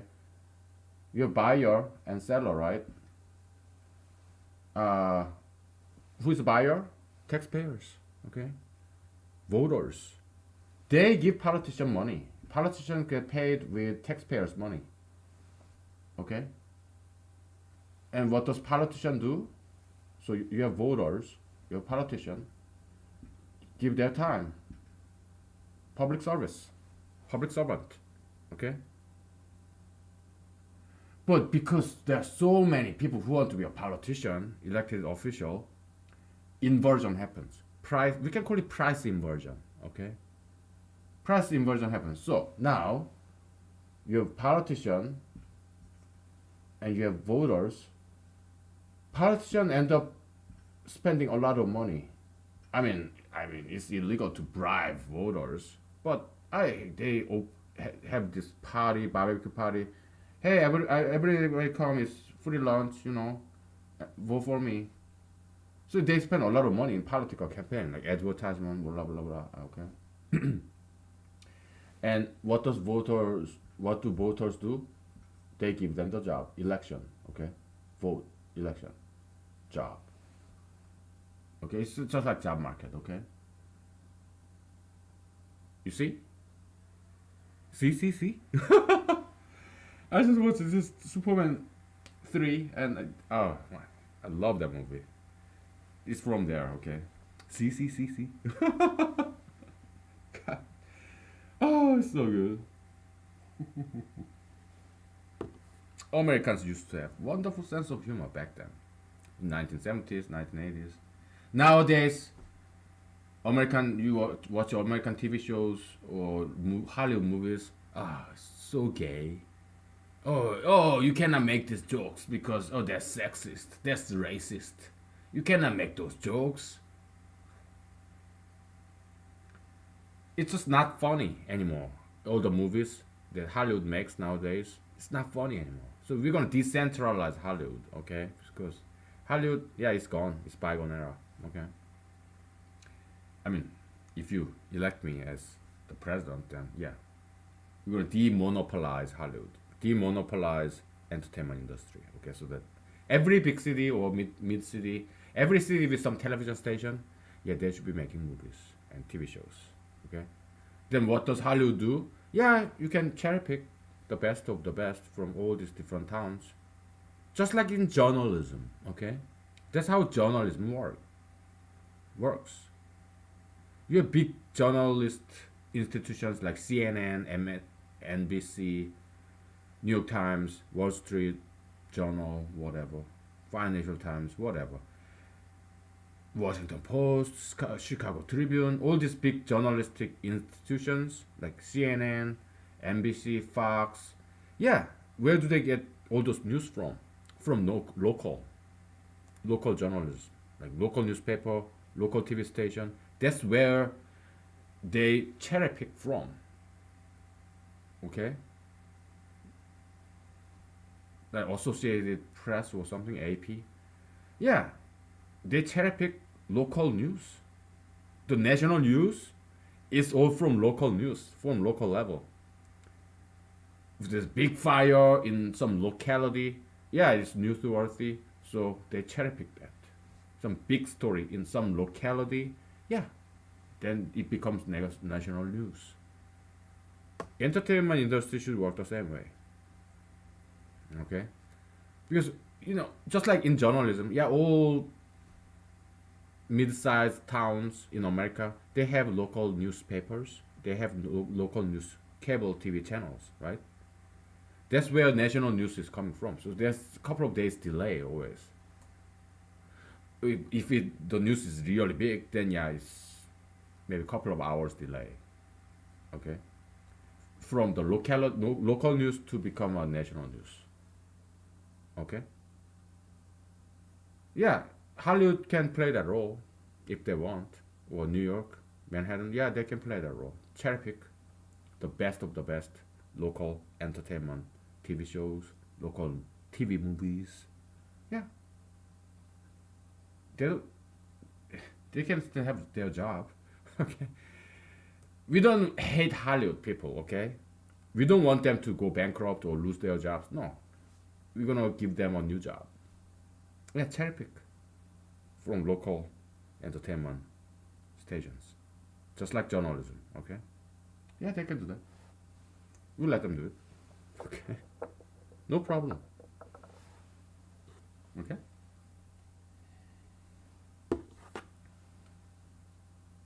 Yeah, price inversion. All right, so we have that. We got that one down. Boy.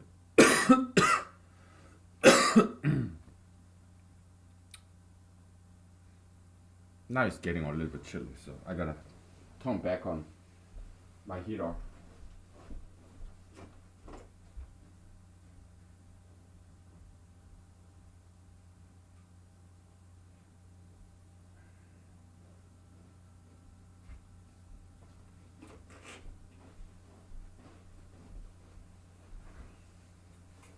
All right.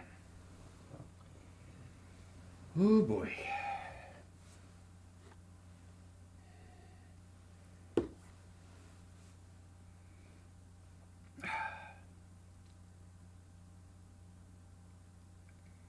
Okay. So that's that, and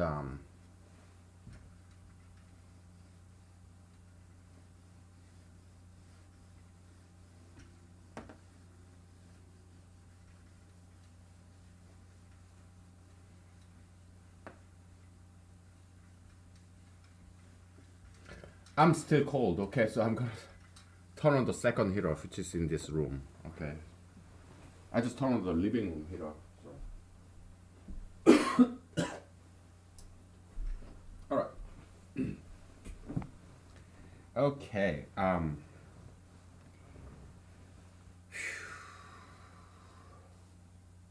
What's next?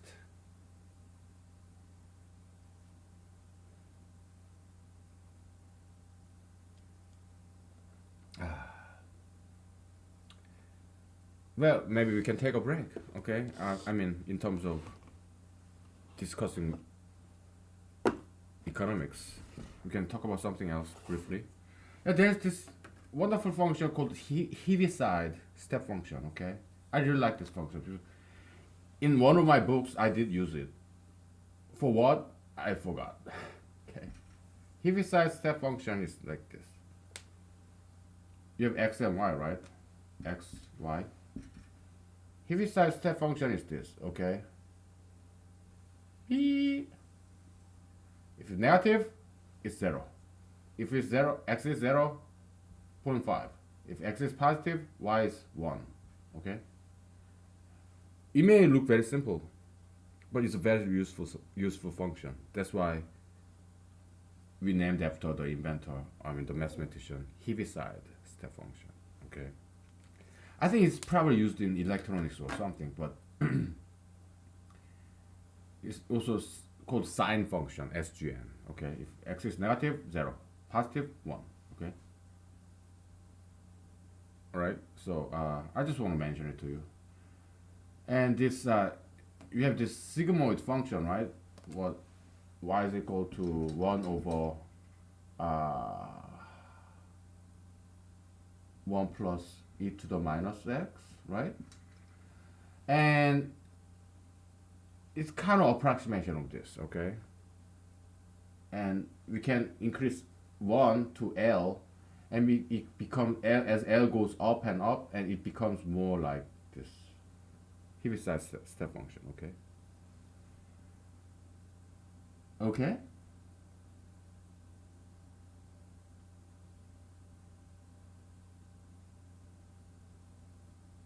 Something like that. Ah, man, I don't exactly remember. If L goes up, if L is 2, then when x is 0,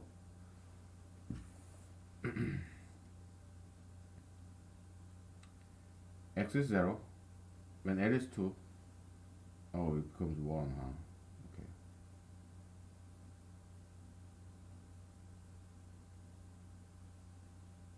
So this is a sigmoid function when L is equal to 2. So yeah, maybe I made a mistake. Okay, so it shouldn't be L here. Let's just keep this as 1, because I want to make this steeper, looking more like that. Then how can we make this steeper?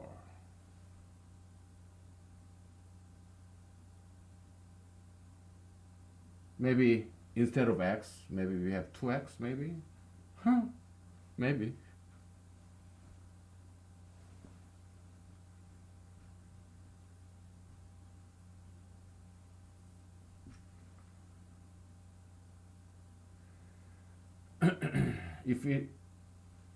If y is equal 1 plus e to the minus 2x, then what does that mean?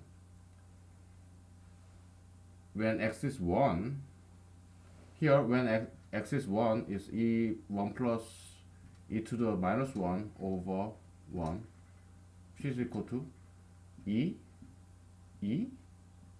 plus 1, right? Here you have when x is equal to 1, 1 plus e to the minus 2, and which is e to the second plus 1 over e to the second. Which one is bigger? E is about like 2.7 blah blah blah, right? So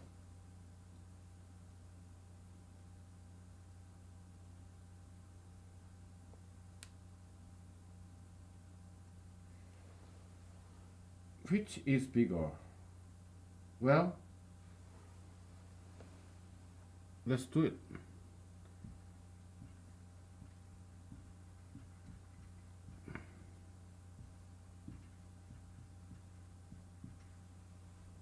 My goodness. Do I have to do this? Sure.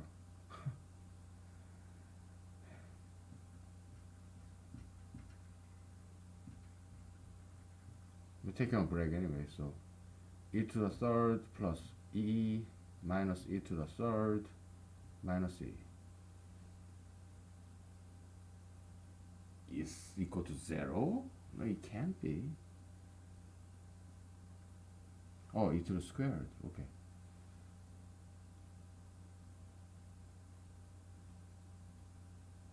Okay. She's equal to blah blah blah downstairs, and here e to the squared minus e. So this is a positive number, okay? Meaning this is bigger, okay? So yeah, that's how you make this steeper, okay? Yeah. So yeah, in generalized sigmoid function, you have the instead of 1, you have L here, and you have some K, a constant here, and then you have some minus x0, blah blah blah. Okay, so yeah, so as you increase the K, like this kx, okay, e to the minus kx, it becomes more and more like Heaviside step function. Okay, so yeah, good, very good. Okay, am I talking gibberish to you? I'm sorry, but I mean, if you're confused, don't worry about it. We're just taking a break here. Okay, so yeah, I just wanted to know. Okay, Heaviside step function, sigmoid function is kind of approximation of this. You know, it's a differentiable version of this Heaviside step function. Okay, so if sigmoid function is important, then yeah, Heaviside step function must be important, because what this is trying to do is this. Okay, I used it. Okay, in my one of my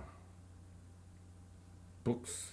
Okay, that I wrote. That that's not quite catching on, but I wrote. I wrote it and I used it. Okay, so it is important function in electronics or physics, mathematics. Okay, very simple but very important, widely used. Okay, I love this function. Heaviside step function. Okay, all right.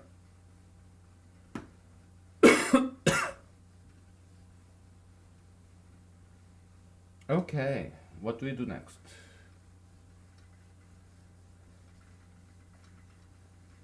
I'm sorry if I'm in such a cranky mood, but hey, we all have some cranky time, right? So it's all natural. I have this kind of dry sense of humor right now, but I'm sorry. I apologize. Okay, I'm a human being. It's not like I'm a saint. No, just ordinary human being. Okay, so what else can I say? I'm sorry. Oh boy.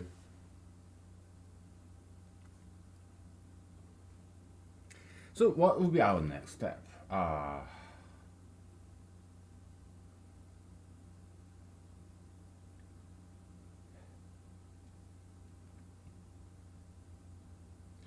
Maybe I should buy books on microeconomics, huh? So that I can kind of go chapter by chapter and kind of rewrite everything, chapter by chapter. Yeah, I guess we can do that. How about I do the same thing with psychology? I'd rather not. Okay, I don't want to buy psychology textbooks. I don't.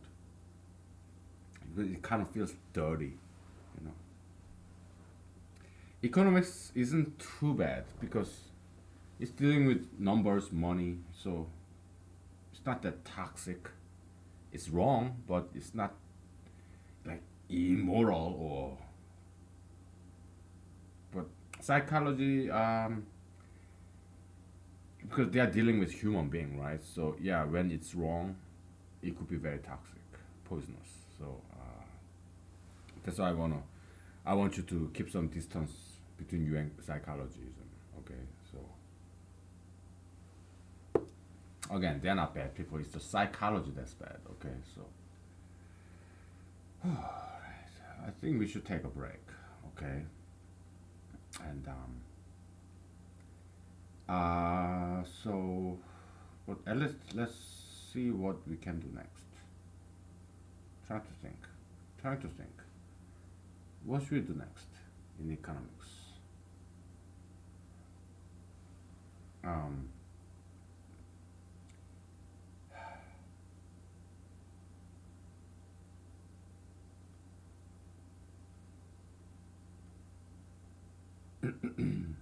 yeah, algebraiz algebraization of this conceptual equation. Price is equal to demand minus supply. Okay, maybe we want to come up with some algebraic equation of this conceptual equation. Okay, so it's nice. It explains many things, but we want to do more than conceptual equation. Okay, we want to have algebraic equation. Okay. Um, Hopefully it's possible. We, we have some other conceptual equation too. What is demand?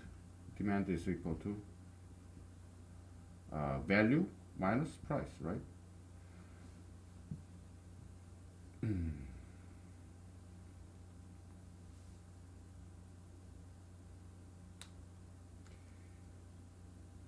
Here we are using the term demand as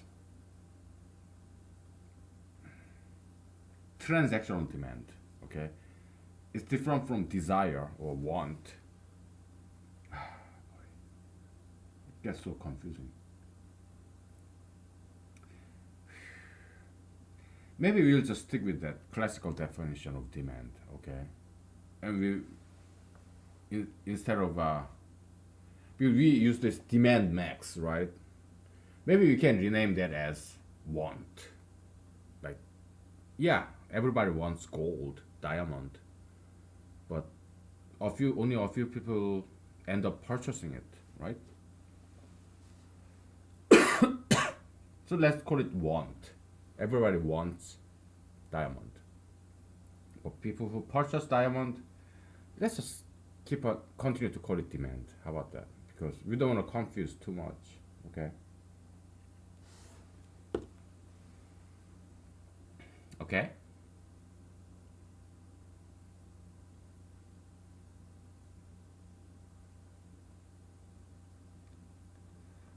Okay. If we go back to this Z curve that we had, what's another name? Transaction curve? Sure, whatever. Should we just then call it demand curve? Maybe. Maybe we should just call it demand curve, okay? Whatever. We'll take a break, okay?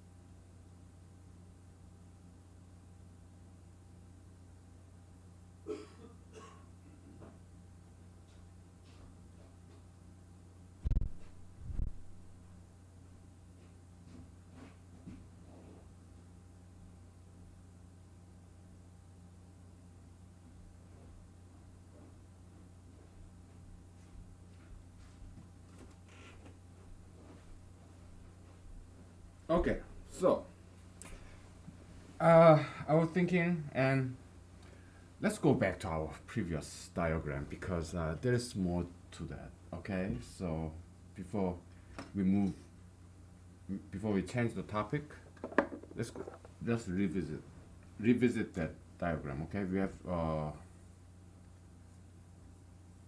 profit margin, right? Profit margin is zero when price is equal to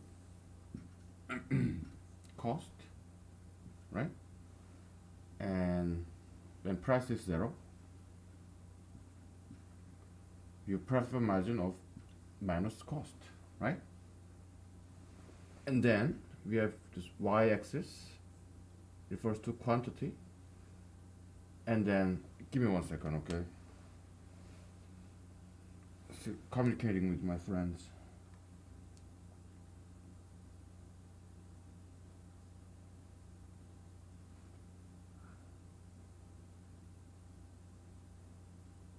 Give me 1 second.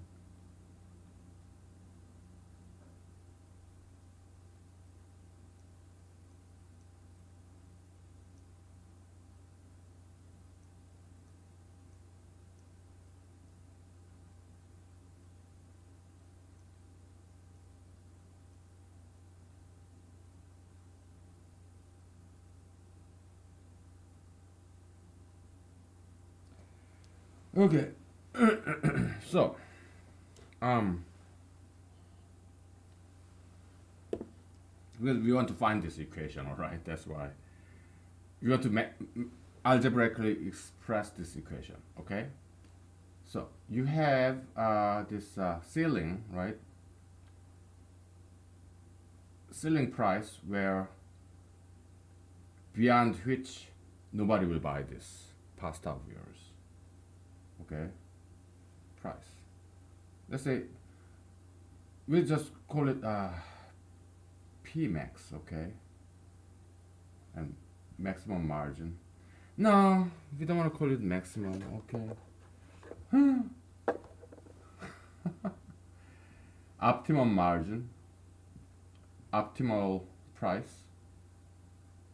Sure, yeah, let's just call it max, okay? Whatever, right? And it's like this, beyond which, yeah, there's no demand. We just call it demand, okay? Demand max, we'll call it, okay, the demand along this line, we'll call it transactional demand, okay? And transactional demand, and D max, maximum capacity of the demand quantity, we call it wishful demand, wishful demand, okay? Yeah, I want gold, everybody want gold, but the actual transaction that happens, we call it transactional demand. Those are this, okay? And I'm being very sloppy now. Oh boy. And our premise is such that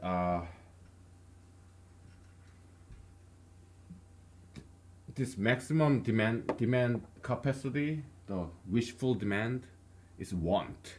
Okay, how many people want that pasta of yours? It's roughly equals to when you're giving out this product for free.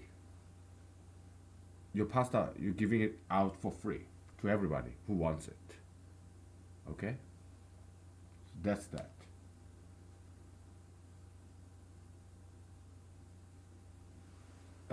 Give me 1 second.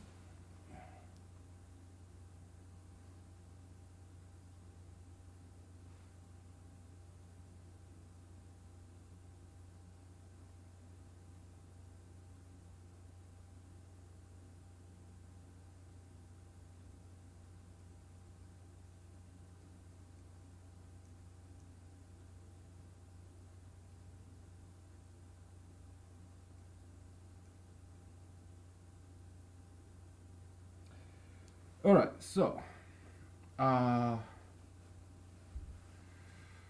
Yeah, we are making some many premises, many assumptions. I mean, economists are notorious for that, right? They make all these unrealistic assumptions.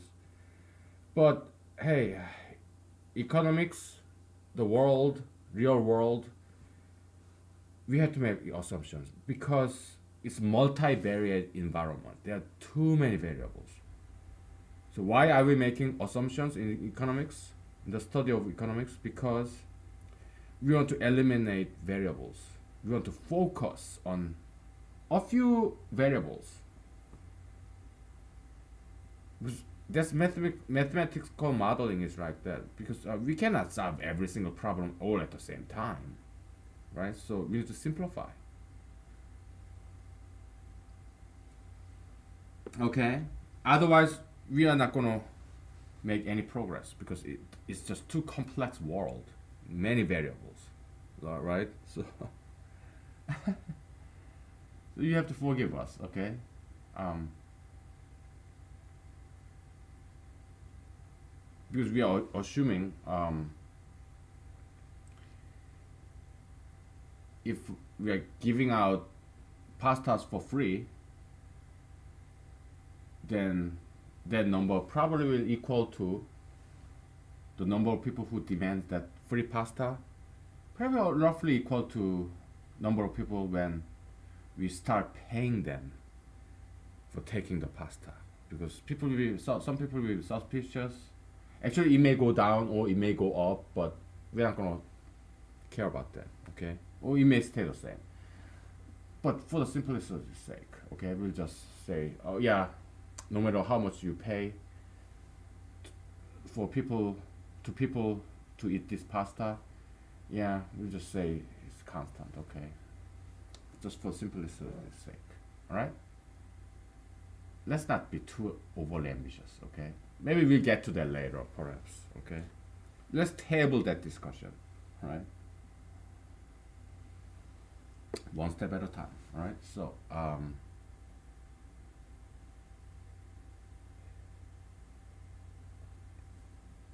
so this is wishful demand or want, okay? We call it W. W is equal to maximum demand capacity, okay?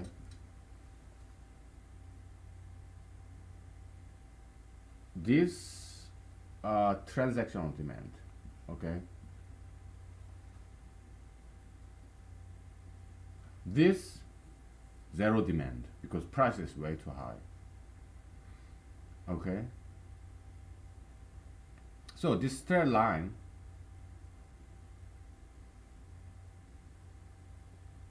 a line, we can define a line as long as we know 2 points, okay? Geometrically, okay? If you only have 1 point, oh, there are several lines, infinite number of lines that pass through these points, so you cannot quite define a line. But if you have 2 points, there's only one line that goes through these 2 points, okay? How do you define a plane? 3 points. Then this plane is defined. This whiteboard. Okay. Okay? Just simple geometry, okay?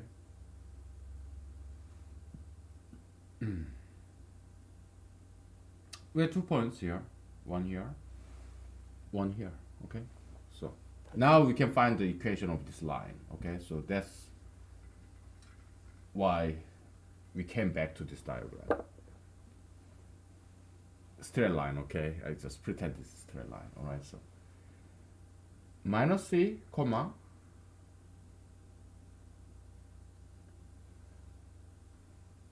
w, this dot, and you have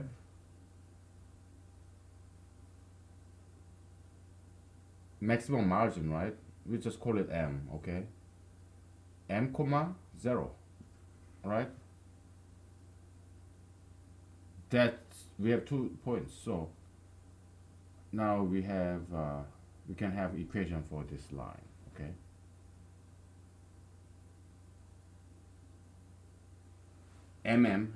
we just call it M for short. Okay, so all right, let's solve this equation. Okay, so you have y is equal to ax plus b.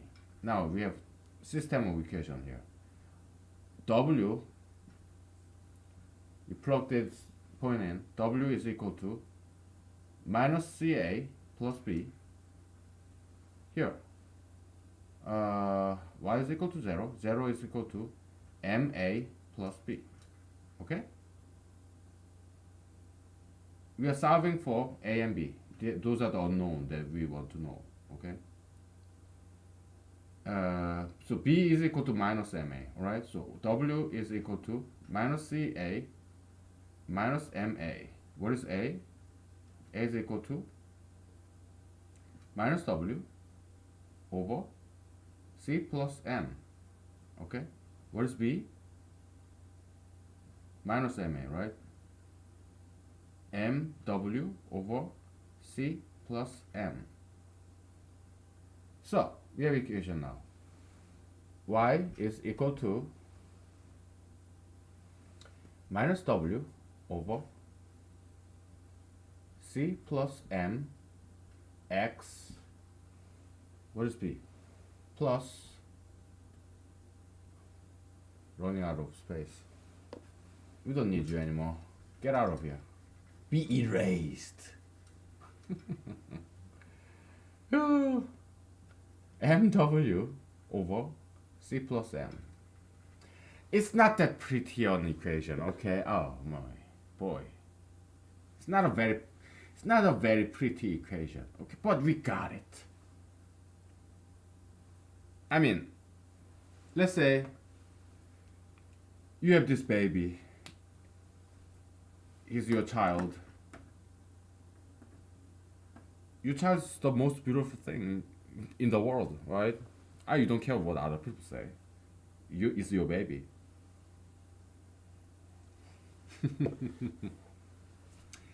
Yeah, this is our child, but I think it's still very ugly. Okay? I don't think this is the most beautiful thing. And we did we borrowed some tensor notation concept to express what? Jesus-Young golden rule.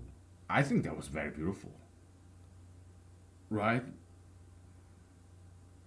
It was Boolean equation, and I think it was beautiful. Like, you have this index on either side, and you have 4 indices of like superscript, subscript on the right side, and superscript, subscript on the left side. It was beautiful equation.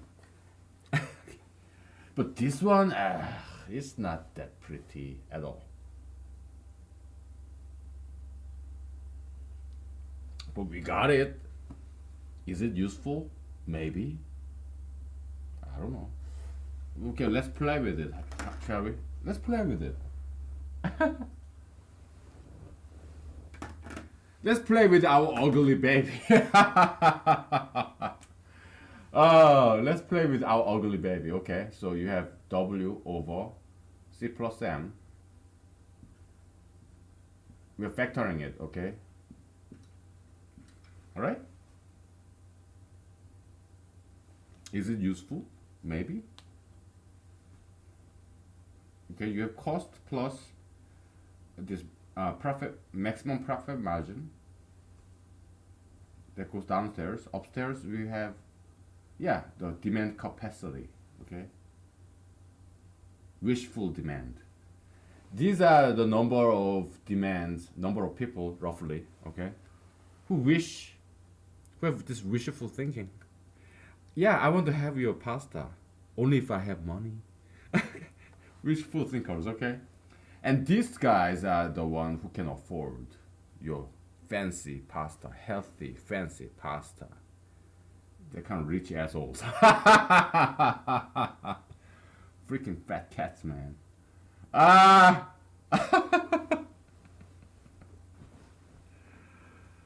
Oh boy.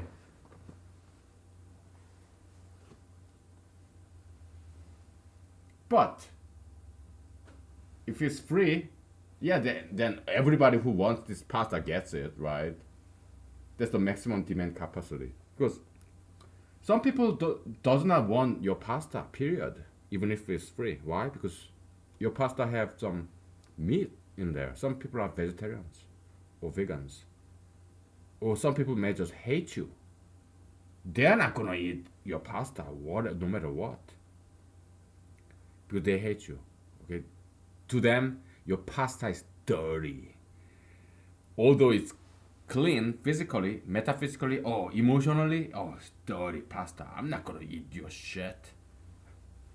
You're dirty man. That's why your pasta is dirty too. You're immoral man. You're unethical. So your pasta is immoral and unethical. I'm not gonna eat that shit, man. Or some people don't know anything about your pasta. Maybe they live in a different country. Or maybe some people maybe heard about your pasta, but they just don't care. Why? Because they never go to restaurants. They cook themselves. Or some people they're just too busy to visit your restaurant, even if your pasta is free. They're just too busy. Okay, they just go to a restaurant right next door, where they work or close to their houses. So those people is not included in this wishful demand because they don't want your pasta even if it's free. Okay, so that's a concept of maximum demand capacity. Okay. So yeah, want. Okay.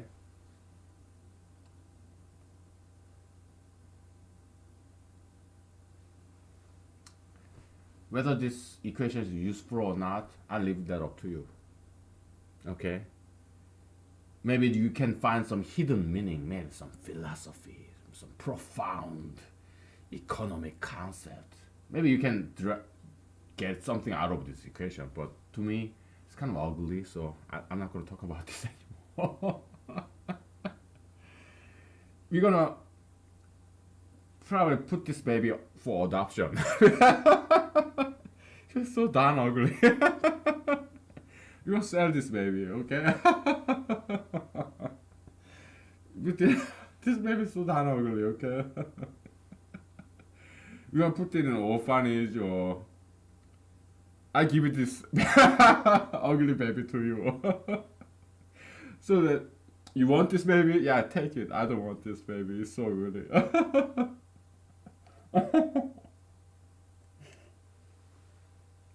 See? You see the effect of this alcohol?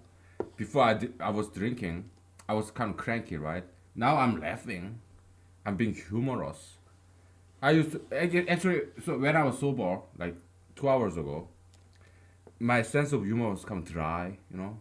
I guess now my sense of humor is kind of wet. Would you like to have see me in a dry sense of humor or wet sense of humor? Whatever. Maybe it's a diversity, right? Yeah, you see different kinds of performance from me as an actor. Okay, maybe different kind of entertainment, different acting role. Sure, whatever. We're gonna take a break, okay? And we spend the last 30 minutes probably something else because I don't like this ugly baby. Oh.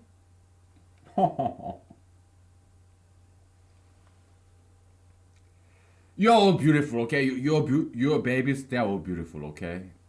Beautiful, all beautiful babies, okay? Babies are all beautiful, okay? So you're all beautiful. So don't get me wrong. I'm just making fun of this equation. Come on, don't get offended by whatever. We'll take a break, all right? So. Okay, we'll do something.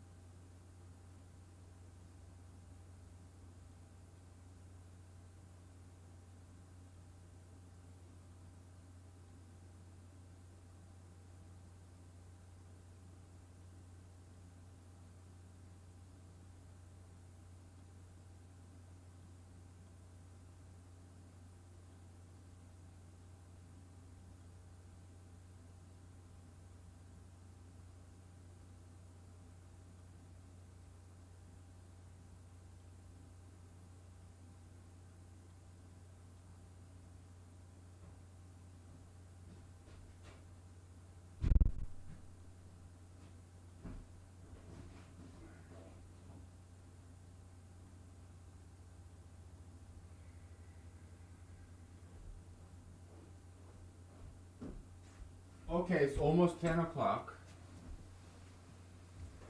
Oh boy. And I gotta go back to work tomorrow, which is Thursday. And I go to work on Friday, and my weekends begin again, which is great. Oh, I'm blessed. It's been a good week. Why was I such a cranky mood? Cranky mood. Who cares? I don't know. Ah, boy.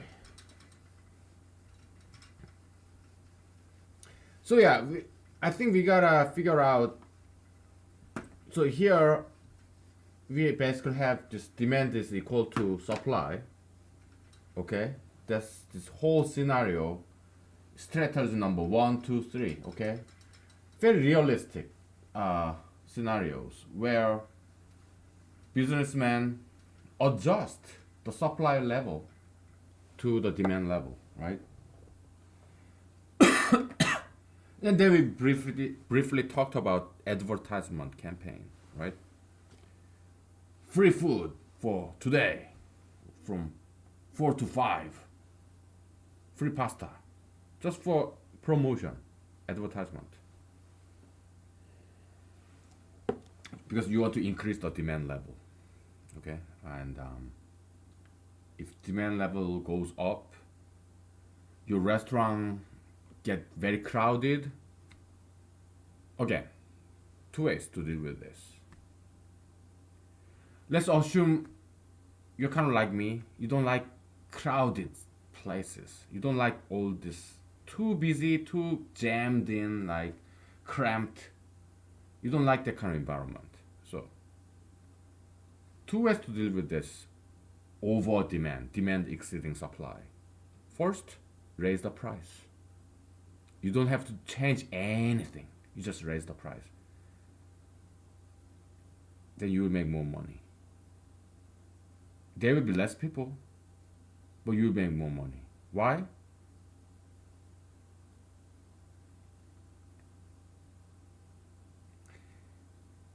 You're gonna sell the same number of pastas anyway. Okay? And you don't wanna hire people, more people, or you don't wanna branch out. No. You just don't like all this overcrowded long line. You don't want that. Yeah, so increase the price. Okay. Then there will be less people and you will still sell the same number of pastas, but you'll be making more money and there will be less people and your patrons will enjoy more because there are less people. There will be less line, less waiting, so everybody wins. But you kind of feel sorry because you're excluding now all the poor people like me. Okay? All your customers are now all rich people and you're fed up with that. Fat cats. Oh, all this snobbish, I came from this background, I like ground up, and now I see all my customers and they're all rich people and I don't quite like those rich people. Maybe you think that way, okay? So then what should you do? Yeah, you branch out. You hire more people. Rent out more buildings for and make a second restaurant or you expand your existing restaurant. Build a brand new building right next to it or yeah, you make it bigger. You hire more people. Rent out more spaces. Make more pasta. And you don't change the price. Then you will see the great diversity of patrons. Rich people, poor people, yeah, they all come here. Because I didn't raise the price. Am I making more money? Yes. Why? You're selling more pastas. Maybe you are not making more money. Why? Because you also hired more people, more employees. And you rented more, you leased more commercial establishment, like one more restaurant. So maybe your profit doesn't quite go up. Okay.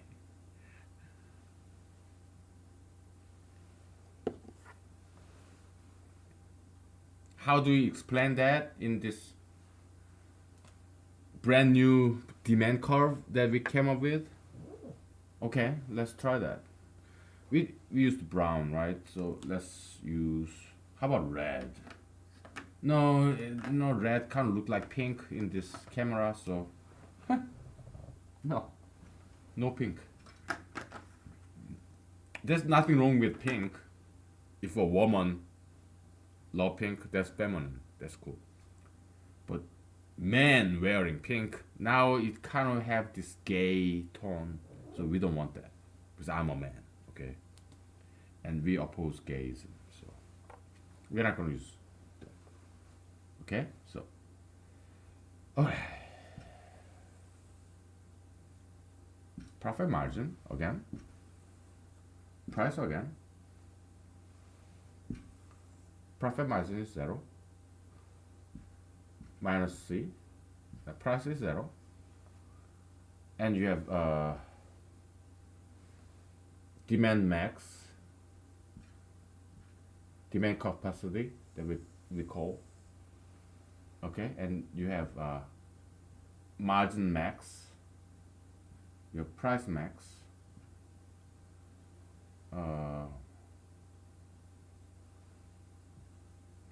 price is C,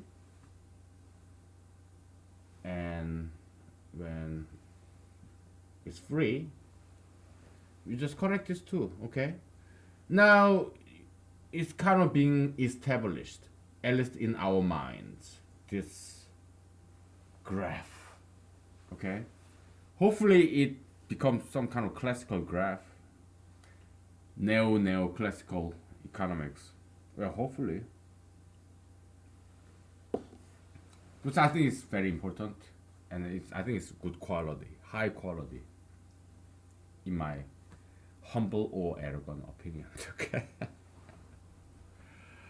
Oh boy, so we have this, okay, Z curve. Kind of like Z is like this.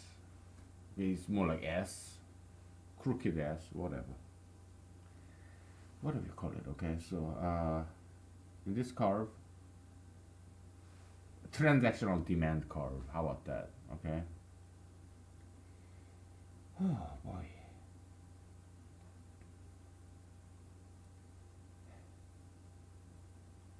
Because here, whether you pay people to eat your pasta, yeah, probably demand, it's not going to change very much. Transactional demand, okay? As you raise the price, yeah, demand, transactional demand, the actual demand that actually happens, transactional demand, okay? There's actually actual transaction in this each hypotheticals, okay, in each hypothetical scenario. All right, yeah, price too high, nobody buys it. You raise the price, yeah, well, still nobody buys it. Okay. Okay, so in this variation we are thinking about sorry, I kind of forgot what we were going to talk about.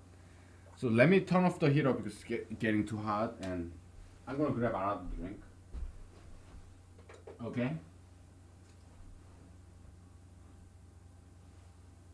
I'm not going to say if you don't mind, because I don't care whether you mind or not. If you mind me drinking, well, you should change yourself. You should get that anti-alcoholism out of your system. Okay? You should not mind me drinking because there's nothing wrong with drinking, okay? You should not mind me drinking, all right?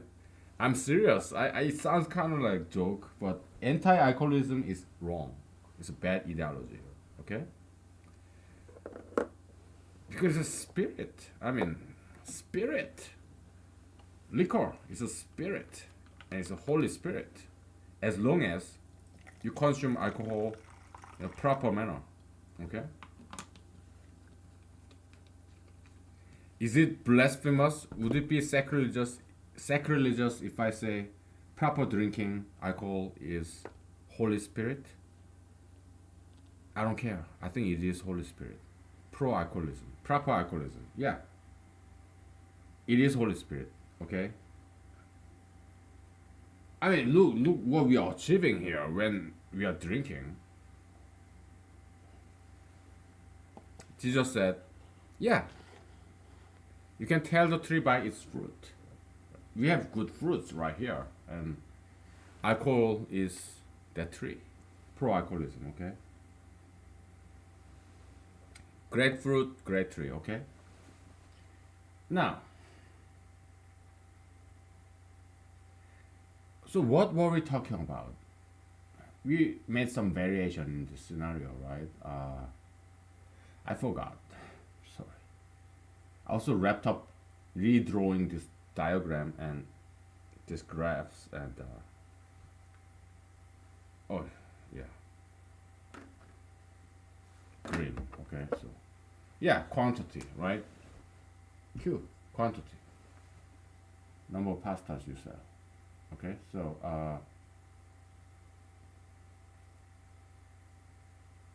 okay, so two ways.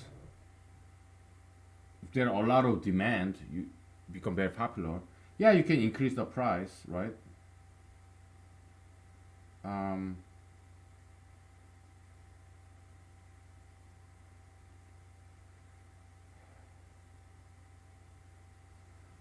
well, let's think the second scenario first. It's either you increase the price to get rid of all this waiting line so that less people come, okay? Or you can increase the supply. So this is a optimal margin, okay? Yeah, you increase the supply.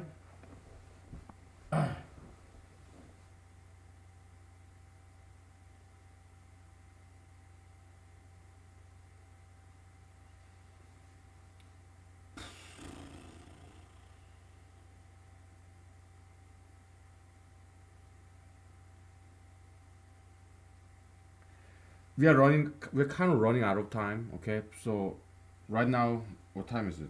It's like 10 o'clock and I have to go to work tomorrow. It's 10 o'clock right now. But we might continue on, alright? Because night is still young. It's 10 o'clock, okay? Yeah, we can do another episode right after this. Because, yeah, I have to go to work, so what? I get up. I get up in time and take a bath and go to work. Yeah, no problem. It's only 10 o'clock at night, so we can do 3 more hours.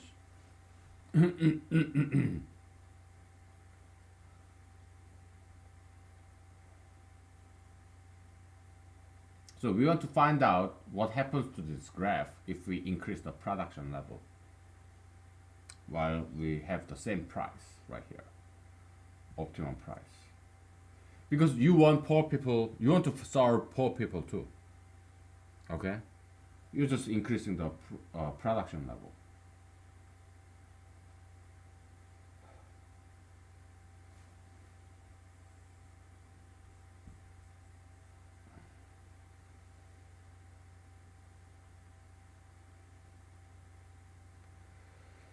So we are adding another variable here.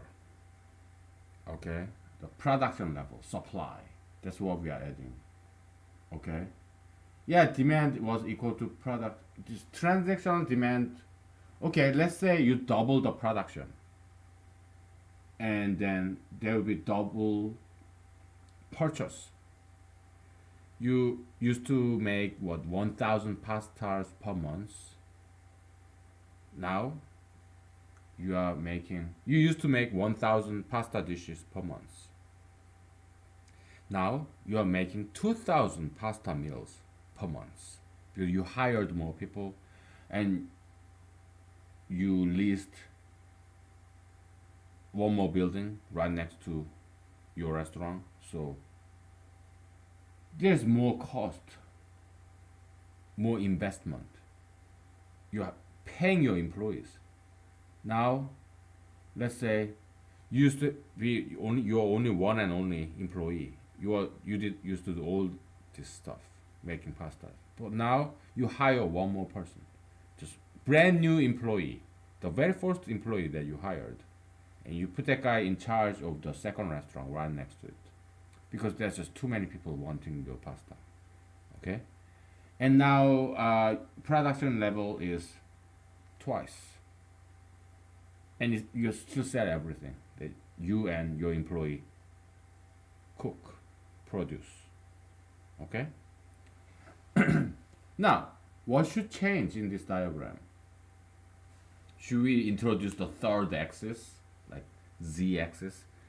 We don't quite want to do that, okay? It'd be pain in the butt, okay? We don't want. We want to avoid that. Then how can we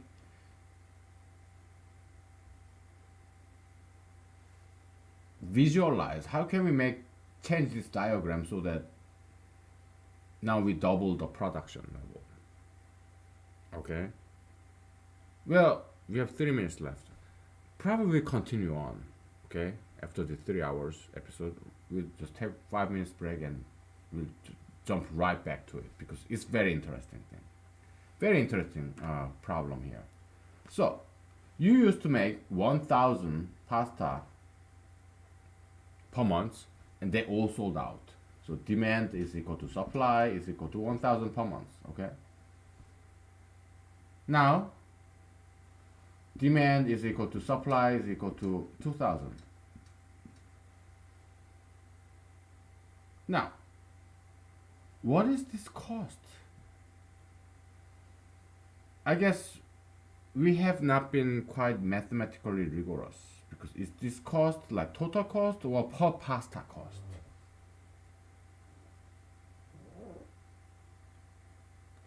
I think it's per pasta cost because we multiplied in order to calculate the net profit.